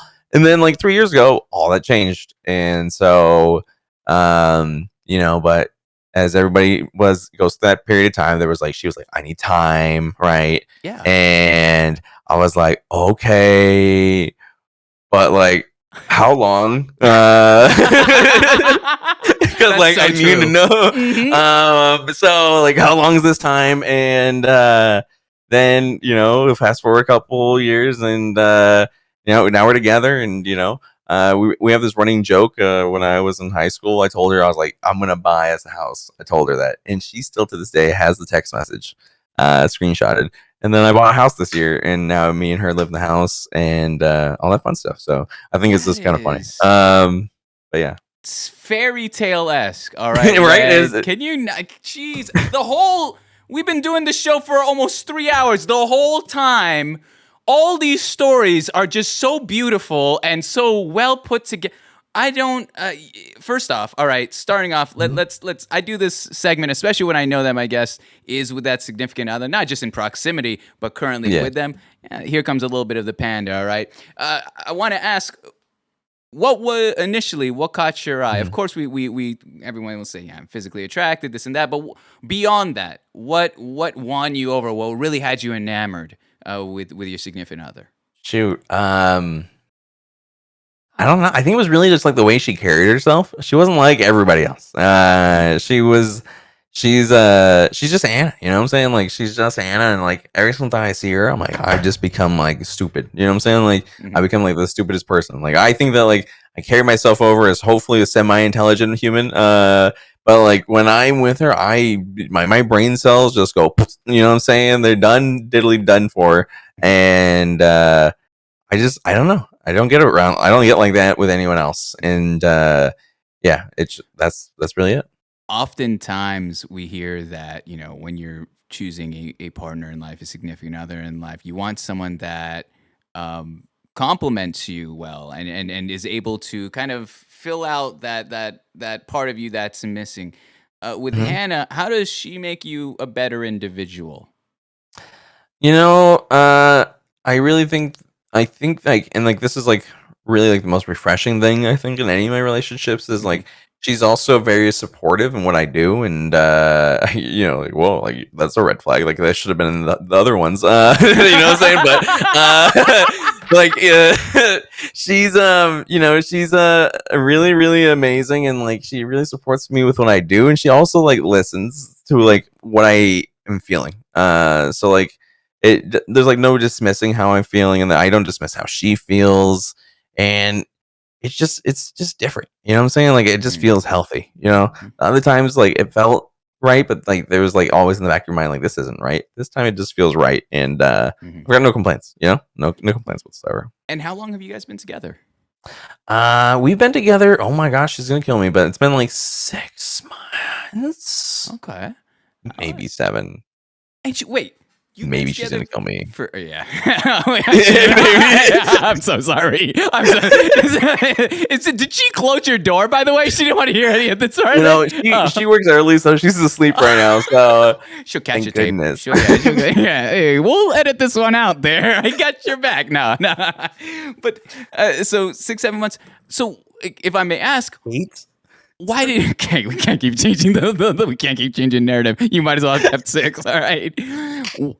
Why did she keep that text message all those years ago of the buying the house one? Because I think she really wanted me to buy her house. Damn it. You know what I'm saying? Like, I think in the back of her head, she said, you know what, this might be the one. So I'll have to ask her, because that's a good question. I've never. That's actually a really good question. I never asked her that. Like, why did you keep that? Yeah. Were you expecting a house? Like, is this a backup plan? I don't think she got the same phone all these years, did she? No, she she screenshotted it on her original phone and like saved it in her Google Photos so that way she would always have it. Okay, Red, you got to get that closure for me. I need that answer. Yeah, I will get you that answer. Just tweet it at me. It's fine if the world sees it's fine. But I just need that's awesome. That's really beautiful. That's so sweet. And so with that, knowing that you've always had a crush and then being so infatuated and now find this time in life where you guys can be together. How did that conversation come to be? Where now that we're not having the I need more time conversation, now we're having the time where both individuals are meeting in the middle and saying, oh, like, here's our time. How did you reach out or she reach out to make this become official? It was, I gotta admit, it was kind of like, you can ask my friends as well, it was kind of a mess. It was kind of like, like we didn't know until we were there. So like, until it happened. And so without missing all of the muddy details, like it was really just like a story like we didn't know until like we both said it. So we were just like, like this, we like, let's do this. You know what I'm saying? So. Yeah. I'm going to ask you one question to help out all the homies, and then I'll ask you one last question regarding your relationship. The one to help out the homies is this. I think, in my opinion, dating while also being in this space is extremely difficult because of, like you said, the time commitment and feeding into wanting to make sure you're not just your content when you're live here on Twitch, but maybe on YouTube, TikTok, all that. It can be time consuming. How do you balance a relationship and be in this space as a content creator? I really just try to be there. And sometimes I'm not trying to say I'm not perfect. So I definitely mess it up. I definitely mess it up sometimes, but I really try to just make like those moments when I'm there, like I'm fully there. And so like I try to not have my phone. Because like it's really easy to get distracted, and I try to be there and I try to listen. I also I try to make it as little about me as possible, and I mess that up sometimes, but my attempt is always to make it as little bit about me as possible. So I really like I like to watch her shows like when I'm having time with her, and like to watch what she wants to watch, wants to listen to what she wants to do, and so like I really try to make it so like she can kind of like dictate that time when we're together. That way she's really enjoying it. But I also like to make time like on the weekends and make sure that like we get to do things together. Like we did the yard together today, and like walk. I like try to do walks with her and try to just get away from work sometimes as well, because I work from home. So like working and streaming and doing all this from my computer is kind of a lot sometimes because I'm always sitting here. And so she does her work, and her work gets done about midday for me. So I do try to make sure that I step away and go hang out with her, go watch TV with her, eat lunch with her. But it's really about trying to just balance both and trying to do it as healthy as possible. Because, if I don't want to balance too little on work and like lose my job, because like that will put stress on her and I as well. So I really try to keep it right in the middle, where it's healthy. So that's beautiful. I like that. All right. Take notes, ladies and gentlemen. Take notes. All right. I'm asking this for you all, not myself. All right, one more thing. All right, you've heard the spiel back in the family segment where I like to create moments. We'll do one here as well with your current significant other. What is something that Hannah should know, no matter what, about your relationship with her, for however long in life you all live, this and that. What's something that should be documented here that she should always remember about you? I think that it's like it's this forever. I think so. It's like we're gonna go a long haul, and I'm really putting everything in it so that way we can just continue to just be happy. And that's like our number one goal is like happiness as long as possible. So that's it. You happy, Red? Oh, hell yes. A little stressed. But pretty happy. I love that. I love that a ton. All right. We got another segment here before we wrap things up. All right, Red? You've been a trooper. You've been killing it here tonight. I'm so thankful. But we're going to go into the community questions. All right. Okay. So over the whole course of the show, individuals that have been watching live here on Twitch have been sending in anonymous questions here. There's only one rule. You don't have to answer if you don't want to. All right. I'm Okay. going to try my best to go through as many as possible here. First and foremost, first question here. It says, what is your favorite thing about being an entertainer? Oof, my favorite thing about being an entertainer, and I wish I had the video clip. I wish I had sent it to you, to be honest. Like, if I had known this question was coming, I would have just been like, hit play. Is that it's a blessing. You know what I'm saying? Like, going back to the conversation about being a bartender, me never wanting to be a bartender ever again. Like, being a content creator and working on the content creator space and the creator economy space is just, it's a blessing. Like, they're and like people that don't see it as a blessing, like, let that opportunity go by them. You know what I'm saying? Like, if you see it as a blessing, you see this as a place where you want to take the opportunity and make something of it, then shoot, you're gonna do great. You know what I'm saying? Like, Kobe didn't become one of the greatest basketball players of all time being lazy. He went out there and he did something about it. You know what I'm saying? That one, I forget the guy's name, but the guy that's a Navy SEAL, a doctor, and I forget what his other job is. He wasn't just lazy. He wasn't sitting on his butt, just being lazy. He went out into those fields and he crushed it and he applied himself. Yeah. So that's really like the big thing, is just applying yourself. Have you thought / planned on doing any IRL nature streams? I have. I actually did. We did a stream about a year and a half ago about raising money for a IRL setup, and I do have the gear. It's just like I do need a more stable data for it, and so like that's like the one thing I'm missing, and so like I need to get it, and then that's like the one thing I'm missing for like the whole package, and then I can do those kind of streams. But I would really like to do that. I used to do, when I had my Jeep, I used to do a lot of off-roading, and like I would love to stream that, and like the experience that like that's a lot of stress doing that, and like I would love to bring a Twitch chat along for something like that. That would be amazing. Yeah. Like one time I got my Jeep stuck in the middle of a river, and that was like, imagine just being there with chat and then just like all the Pepegas in the chat, just like, oh, he's stuck in the river. What's he gonna do? 5 gifted subs, he gets out of the river. You know what I'm saying? So, oh, sorry, 2 gifted subs. My bad. We don't want to be basic there. Yeah, and so just doing things like that, and would be amazing. I would love to do stuff like that with the stream. I love that. All right, this one's asked every interview, and it's clearly a mod that asked this. But who's your favorite mod? Who's your favorite mod? I have an out for this if it's too hard.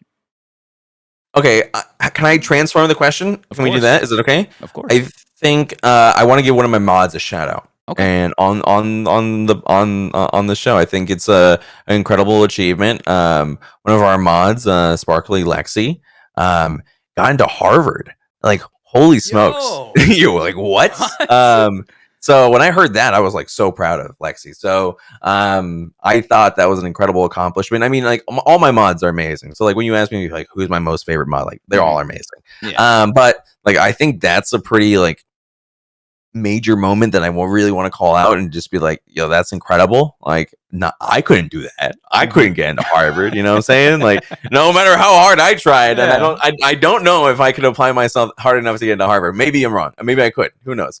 But like, she went out there somehow coming to all my streams and moderating my chat, and not just my chat, but like other Vactor's chats, and then moderating other streamers as well, and then still had time to just get into Harvard. It blows my mind. Jeez. So I think that's my transformed questions answer. No, perfect. I'll take it. I love that. That's so awesome. That's so sick, man. It's true. That's a huge accomplishment. Plus staying involved in the community. Oh yeah, I love that. This one's regarding the Chuck roast that we showed earlier today. Ooh. Is your Chuck roast spicy, or is there a spice version? Asking for a friend. There was a call for some spice to that recipe with some red crushed pepper. I didn't go with it because my girlfriend doesn't like hot stuff. She doesn't do well with hot stuff. So I try to diet those things down because I, for one, love hot stuff. Like, it's my favorite. But when you're cooking for others, you got to keep that in mind. Nice. What's your favorite memory of streaming, and why is it that one time you locked yourself out of your room? What? Can you explain this one for me, Red? Okay, so that's an embarrassing moment. Like, I thought you were going to come out with that clip, but I think that clip might be gone from the clip apocalypse to the ad apocalypse or whatever. But pretty much what happened was that I'll get you another. I'll answer your other question, but to answer the stream room one, I was streaming one day and we were having a blast. I think Dan Y was there in the chat, and she might be the anonymous one questioner. But pretty much, I left the room and I closed my door, but my door locks behind me. Not on purpose; it just happened on accident. Of course. Okay. My phone and my iPad are in the room. And there are no other devices in the house. So I go to the bathroom. I'm like, wow, what a nice bathroom break. Come back, turn the handle, lock. And I'm like, no. I'm running around the house. I'm getting the credit card. I'm jimmying the door. Oh, I don't think I came back for like 30 minutes. They must have thought I just died. I don't know like what they thought, but like I was just gone. I was just gone, and like had no way to communicate with the chat. There was nothing. I couldn't do anything, so I was just gone. How'd you get back in? The credit card ended up opening up the door. No way. You actually got that through. I feel that that's such like a movie theater stunt. Like I've never seen someone do it.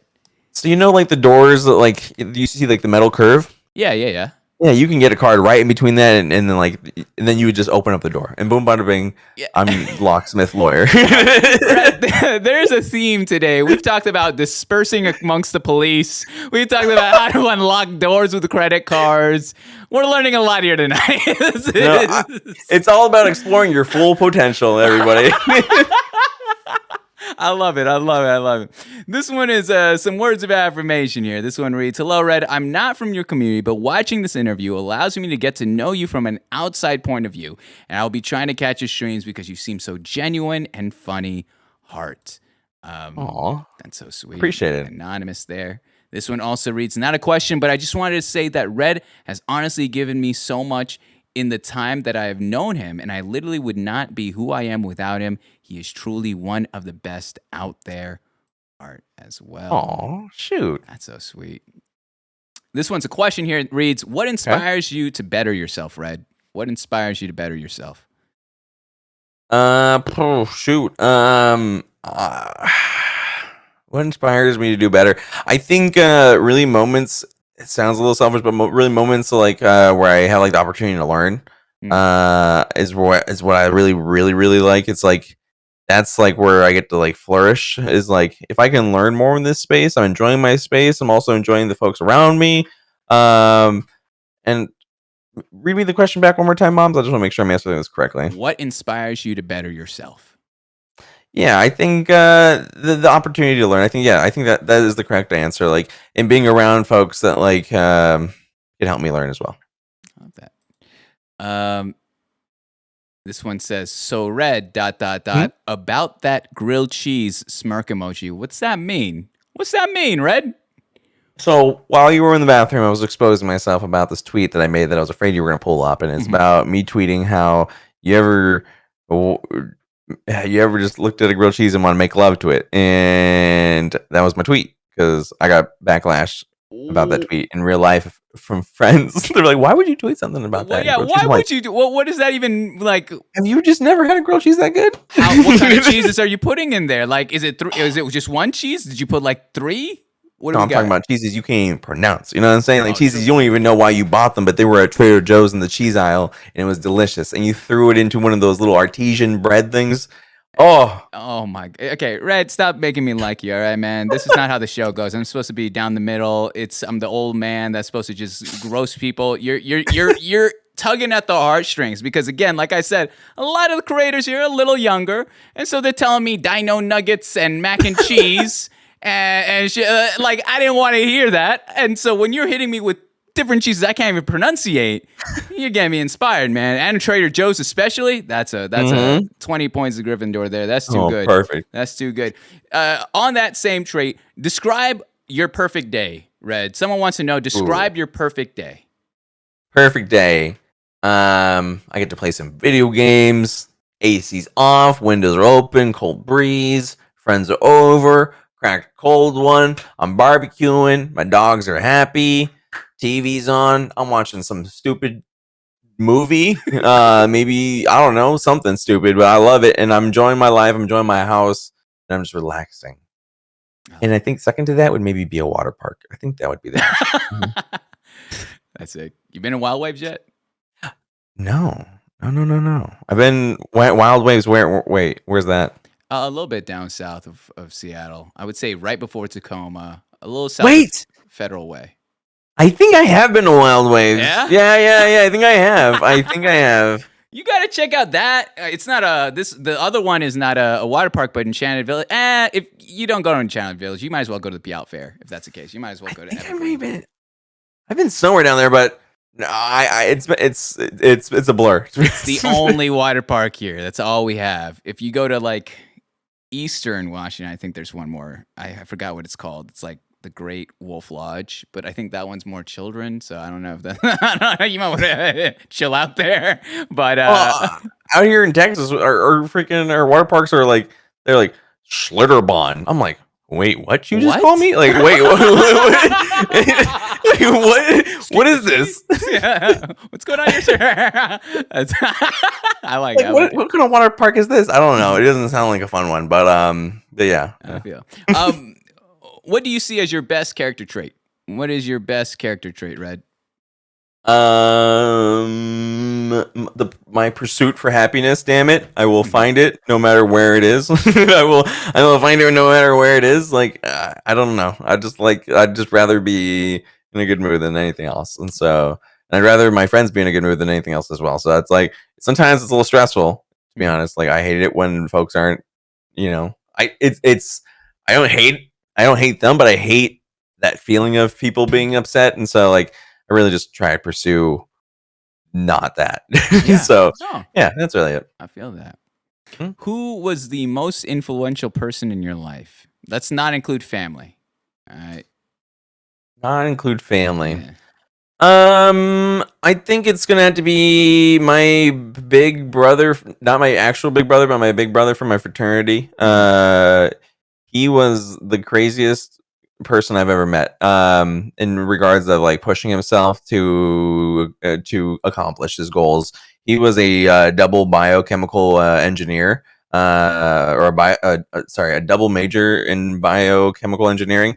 So he needed a degree in engineering and biology. Or whatever that was. And on top of that, he was also a tutor in college and tutoring people in calculus. And so like he would tutor people, and then also he was getting 2 majors at the same time in the 2 hardest courses the college had to offer. And while doing that, he was also the vice president of our fraternity and coming to all of our parties and getting wasted with us on the same schedule that we were all getting wasted on. Mm-hmm. So at the same time, I was just like, how is he going out there and accomplishing everything he needs to do to get 2 majors and still party with us like a champion? So it really pushed me to just say, you can accomplish things that you want in life and also have fun at the same time. And so I always try to do both. That's not really my big thing.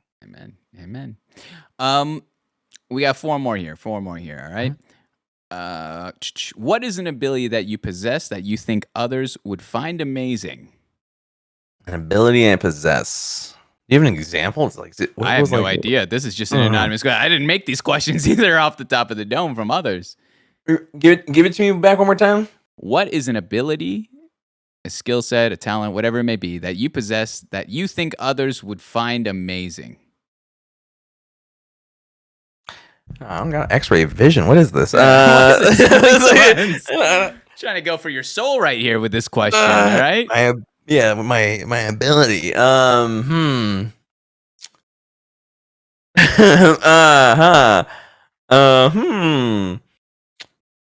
I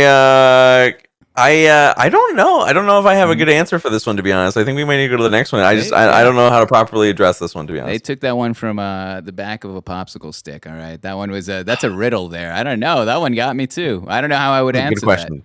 A smarter person probably would have been able to get it. We didn't get into Harvard, all right, Red.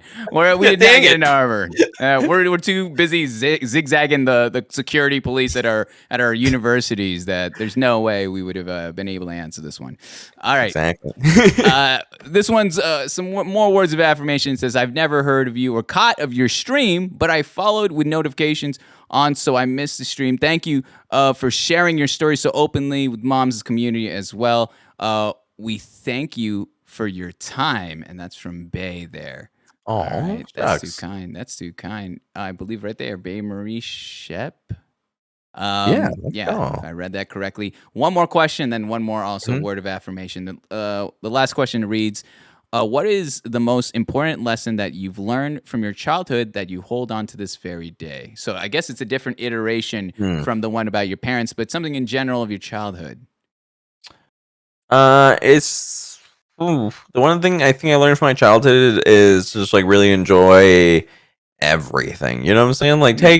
take a moment to just like enjoy everything you have because and it sounds like because it's been repeated our whole lives and I think people kind of become numb to it is that people don't always have what you have and like when I was a kid I traveled a lot and I went to places where folks didn't have things that we necessarily have and the privileges that we have and so sometimes I lose track of that, but there's moments and times where I really try to catch myself. Like, you just gotta really enjoy everything you have. You know what I'm saying? Like from your phone to the keyboard to the roof over your head to the water you just had to the food you just ate, and um, things just become easier. You know what I'm saying? Like, because like when you're there and you're sad and you're taking that moment to yourself, and like something bad happened in your life, and Hmm. you can go back and you're like, I did enjoy something today. I enjoyed my water today. I enjoyed my food today.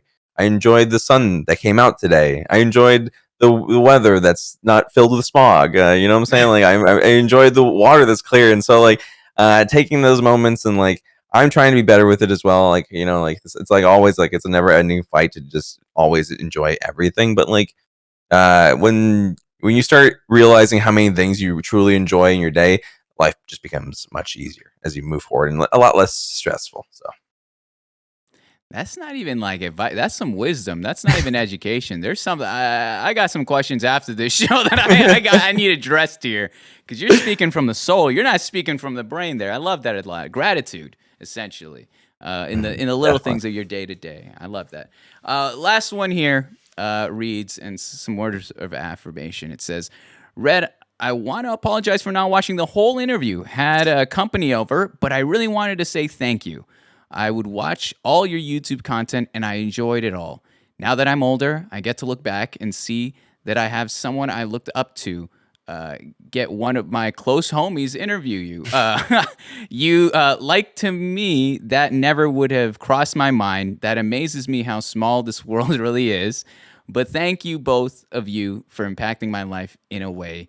And that's from Miss Cassie. So, Red, if I may give a little bit Mhm. of background context, Cass over here is one of my mods and someone that I've known for quite a while. And she's also one of the first people that said, "Moms, are you kidding?" When I said, because I tell my mods ahead of time who I'm having on, Yeah. especially.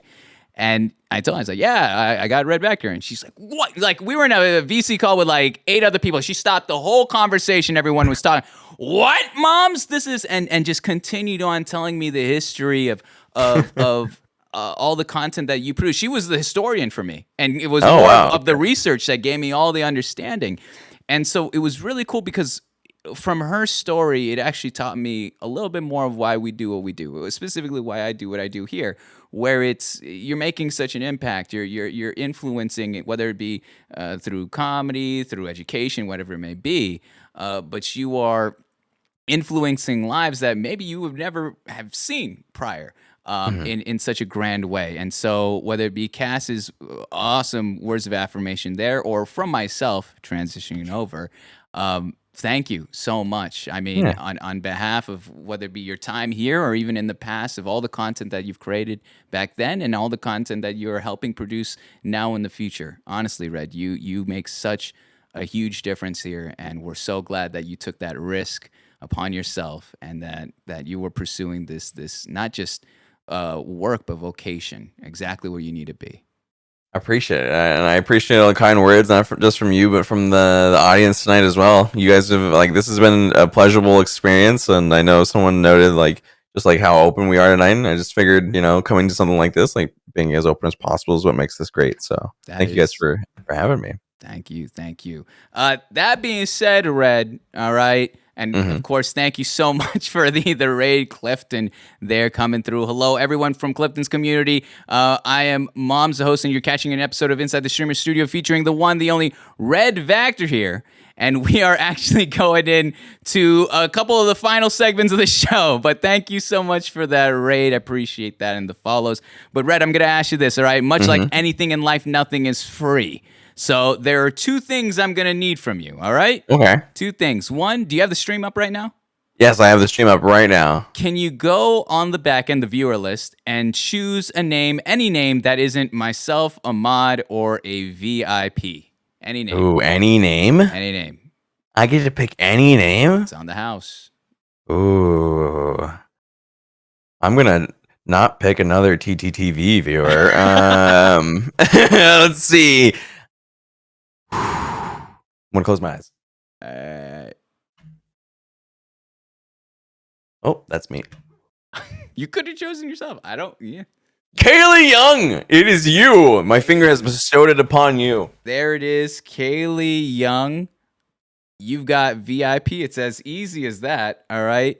While we're doing that, Red, you need to know I only have 5 VIPs here. So you also get to choose which one's going. All right. Which one is leaving here, right now. Very Squid Game-esque. I'm going to put it into the chat here. These are the 5 names. All right. We have Valen Globe, Artist Jupiter, Dreams Spit, Cassie Froggy, and The Baby Seal. You got to choose one of them that's losing their VIP right here, right now. I'll tell you this. I did see Valen Globe here. All right. Oh, right there. Yeah, So- I see Valen. I see that Valen makes it Globe for easier sure. for you. Shoot. Who got it last? Who got the most recent one? Dream Spit. I can't. That's a hilarious name. I also had Feet on for a while, so I don't know. I think Cassie Froggy joined a little bit. I think she's actually lurking, or she was here earlier. And then The Baby Seal, and there she is. Yikes! When you call their names out. Okay. Any of them. All right, throw the baby seal in the lava. We're out of here. How'd you come to that conclusion? I just wanted. I just had this image of throwing a seal. So let's just Fair. Okay. let's just go with that one. I'm not going to question it any further than that. Perfect. All right. And one last thing before we go into the mystery segment here. And it's this. I'm always looking for new communities to possibly join as well as to interview.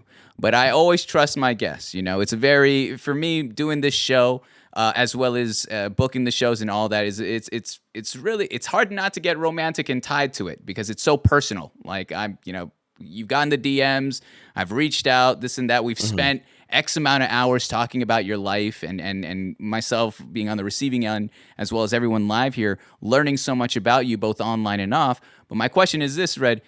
If you were in the audience tonight, who would you like to see go through the ringer here with myself and go through the exact same experience as you have to learn about their lives on and off? Okay. And the quick question when I'm choosing this person, do they need to be a Twitch streamer or can they be a YouTuber or does it need to be on Twitch? You know, so we could do both. The only thing is this, I've had one person that was recommended that was a YouTuber, but they had a exclusive contract. So that's the only reason that I couldn't really do that interview. Though I'm probably going to do it offline, to be very honest with you. Okay. But yeah, any would work, or one of each, if that would also. Okay. Work. If I had to pick somebody off, I'd pick my good friend SGC Barbarian. He does very similar work that I do in the field. And I know he was working for Preston Plays for a good time, and he's just a really he's a very amazing person to just like talk to in this space. If I had to pick a streamer, okay, I'm gonna say, I feel like I'm gonna say a name, but you've done so many interviews, you're gonna tell me, oh, I did that one already. Yeah. If I had to pick anybody, I would go ahead and say, oh shoot, this is difficult. If I had to pick any Twitch stream on the site, Cliffhanger is what's getting me right now. This is you better hit 30-second ad any minute now because I am still ideating. Have you done an interview with? I was gonna say his just name. say the names. Say the names, and I'll tell you yes or no. I got Have you. you done an interview with Quig? No. What? Okay, well, you gotta do an interview with Quig. He's one of the MCC champions. Oh, of course. I will say Yeah. I have Quig on the list, but I've never had someone recommend him. So I have a running list of streamers that are up. But you've got Okay. it. No, awesome. I'll DM Okay. Quig and say that this is a RedVacktor invitational right here. This is a personal Perfect. vouch there. I love that. I love that. All right. Well, Red, thank you so much. I appreciate your time. Like I said, we'll move on to the last segment here of the show, and it's this. All right. Inside the Streamer Studio was inspired by a 90s television show called Inside the Actors Studio. Are you familiar with it at all? Do you remember that at all? It sounds vaguely familiar. I may have maybe crossed upon it at one point, but I don't know. In passing. Yeah. So it was a show that was created by a professor and host, James Lipton, who would bring on actors, actresses into his auditorium and classroom, and they'd have this long form interview where they talk about their upbringing, their childhood, family life, all that jazz, eventually culminating to a discussion of their work in media. And so I was inspired that during COVID, and I was like, well, why can't we do that with streamers, internet personalities of the sorts and all that? And Yeah. he did this show for 23 seasons. And the way in which he's ended the show was by asking each and every one of his guests the same 10 questions. And so as an homage to that show, as well as to the individual, I do the exact same 10 questions as well. Okay. There's only 3 rules to this segment. First one is that you have to answer every question. It's non-negotiable. It's easy, I promise. The second one is that I am going to read you the question, give you a moment to answer, and I'm going to be essentially I'm going to be extremely silent during this this portion of the show. So no reactions, hopefully, I don't know. No promises there. But I'm Good going to be completely silent. You have the floor there. And I'll wait for a moment of silence, read you the next question. And the third rule is to keep your answers within one thought. So not one word, not one paragraph, one sentence will do. Okay. That's it. I'll try my best. After all that, I will give you the floor and I'll have you have the final word. And then we'll go our separate ways. I'll DM you after the show. All right, Red? All right. Sounds good to me. All right. You ready? Yeah, let's do it. All right. All right. Question 1. Mhm. What is your favorite word? Lechuga is my favorite word. What is your least favorite word?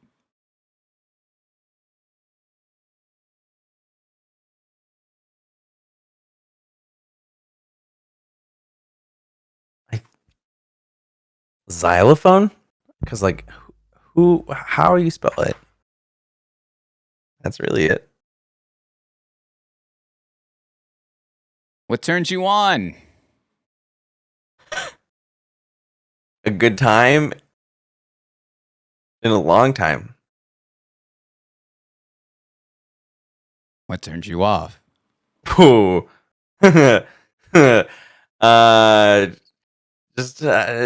Just being needy. Yeah, that's it. What sound or noise do you love? The Justice League intro is so nice. What sound or noise do you hate?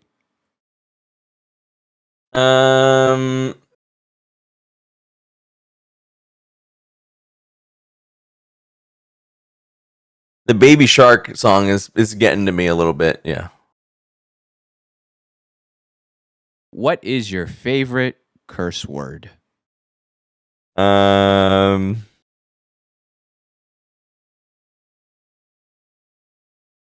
think it's shit.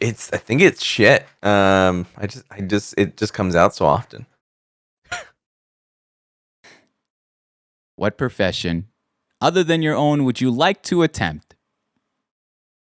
If I could attempt any profession, it would probably be racing. What profession would you not like to do?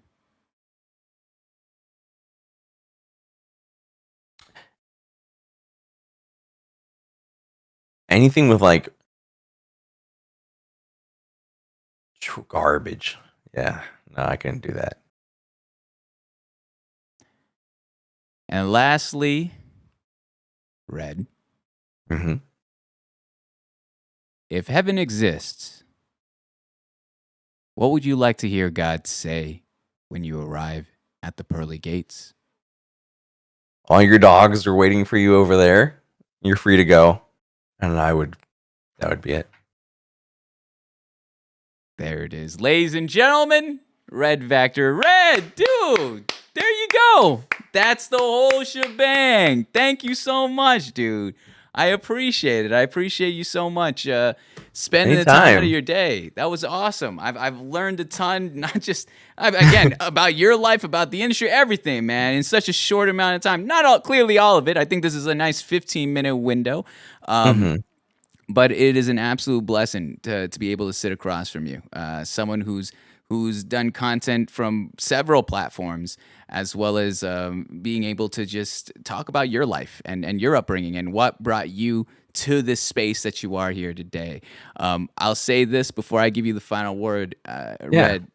Absolutely amazing story. That when you pulled out that ticket stub out of your wallet, that's when it clicked. That's when that moment. It's one of those moments that just it strikes a chord, and feel you. it's so character defining. And I can't reiterate enough. Like we don't know each other. You and I, we've never had a conversation prior to this, but it's such an intimate show. And again, I know. Like I said, I don't know too much of you beyond what we've been able to share here today, but I'm so proud of where you've come in life and you that challenge that your dad gave you back then as you took this leap of faith and said, well, I hope it does work. And seeing where you are now, being able to purchase a house, being able to be with someone that you've cared about for so long in life, being able to be in a space that you know has been in your blood since high school. And all that coming into full circle. And again, reminding yourself and being able to humble yourself, knowing that this is what life used to be, but look where we are now. And being appreciative of those little things, as well as the big things in your life. So Exactly. Red, if you ever find yourself in I'm so confused where you're at right now. Because I was under the connotation you were here in Washington State as well. And No. you are not. And if you do find yourself here in the 206, please hit me up. All right. Let me take you to dinner, anything, whatever it may be. Yourself, Hannah. I would love to meet you both. If not, then TwitchCon, of course, if you find yourself there. But this has been such a fantastic show. I have other events. I know Purple was in the rock, paper, scissors tournament. If you'd like that, the network, Ooh. all this jazz. The doors are open. I'll keep you in the loop. I know your schedule's a little tighter than most. But I'll keep you in the loop with all the events. Feel free to accept or deny any of them. There's no problem in any of that. But Sounds good. Red, you get the final word. What would you like to say to those that are watching live here on Twitch, in the future on YouTube, or listening on Spotify? Well, to the people that are listening on Spotify, you're gonna miss out on something because I came to you with a surprise, moms. Oh, I came to you with just a surprise little sneak peek at something we're working on behind the scenes. I'm sending it to you right now on Discord. Okay. I'll let you figure out how it's gonna be seen. Okay. And I'm gonna let you figure that out. But if it's if not possible, it's okay. okay. But guys, pretty much I'm working on a colors comic book series that is telling the story about what the Vactors are and what they're doing. And so there is a sample page. I will show that later, but that's pretty much a sample page from the comic that you guys can see and all that fun stuff. I know I threw you a curveball there. Yeah, that one threw me. I was gonna say you could DM me that on Twitter, and I could drag that through. But I'll show it after the if you'd I could show it after the call too. So then we can go through there, or if you can DM it on Twitter, that would. Oh, I already got you on Twitter. Boom, bada bing. Easy. There you go. Oh, boom, bada bing. Let me switch over scenes right there. All right. So we have here a little sneak peek this comic series. So what is the if I may ask, Yeah. the story, the origin story of it all? So it's a story of friendship and learning just like how colorful friendship can be along the way. So it starts with RedVacktor and his trusty companion Apple, which is an original character we had from my old YouTube videos, and so we're bringing him back because people ask for him all the time. Oh. And pretty much he's gonna go to this mysterious character that I don't want to spoil right now. Yeah. Who's going to split Red into these multiple people that he's just going to learn more about himself and what he's really looking for in his friendships and moving on for that. So it's gonna be a story on friendship, and it's gonna expand as we go on. But we're starting out with a 32-page pilot that's we're putting together and hoping to release it before the end of the year. So we'll see how it That's goes. amazing. Oh my goodness. Well, we got it for sure. Tell me when this is launching. I'll push this as well. This is amazing. I love this. How did you come up with this inspiration to go into more of a like comic book scene-esque work there? So to be honest, it was actually written to be a cartoon, and I was pitching it to multiple YouTube studios. I was pitching it to Full Screen while Full Screen was still around, and we were trying to get made into a YouTube show. But as most people in the show business know, not all your shows get made, and so sometimes to make your show get made, you got to make it into something else. And so we were like, let's go with a pivot. Let's make it into a comic book.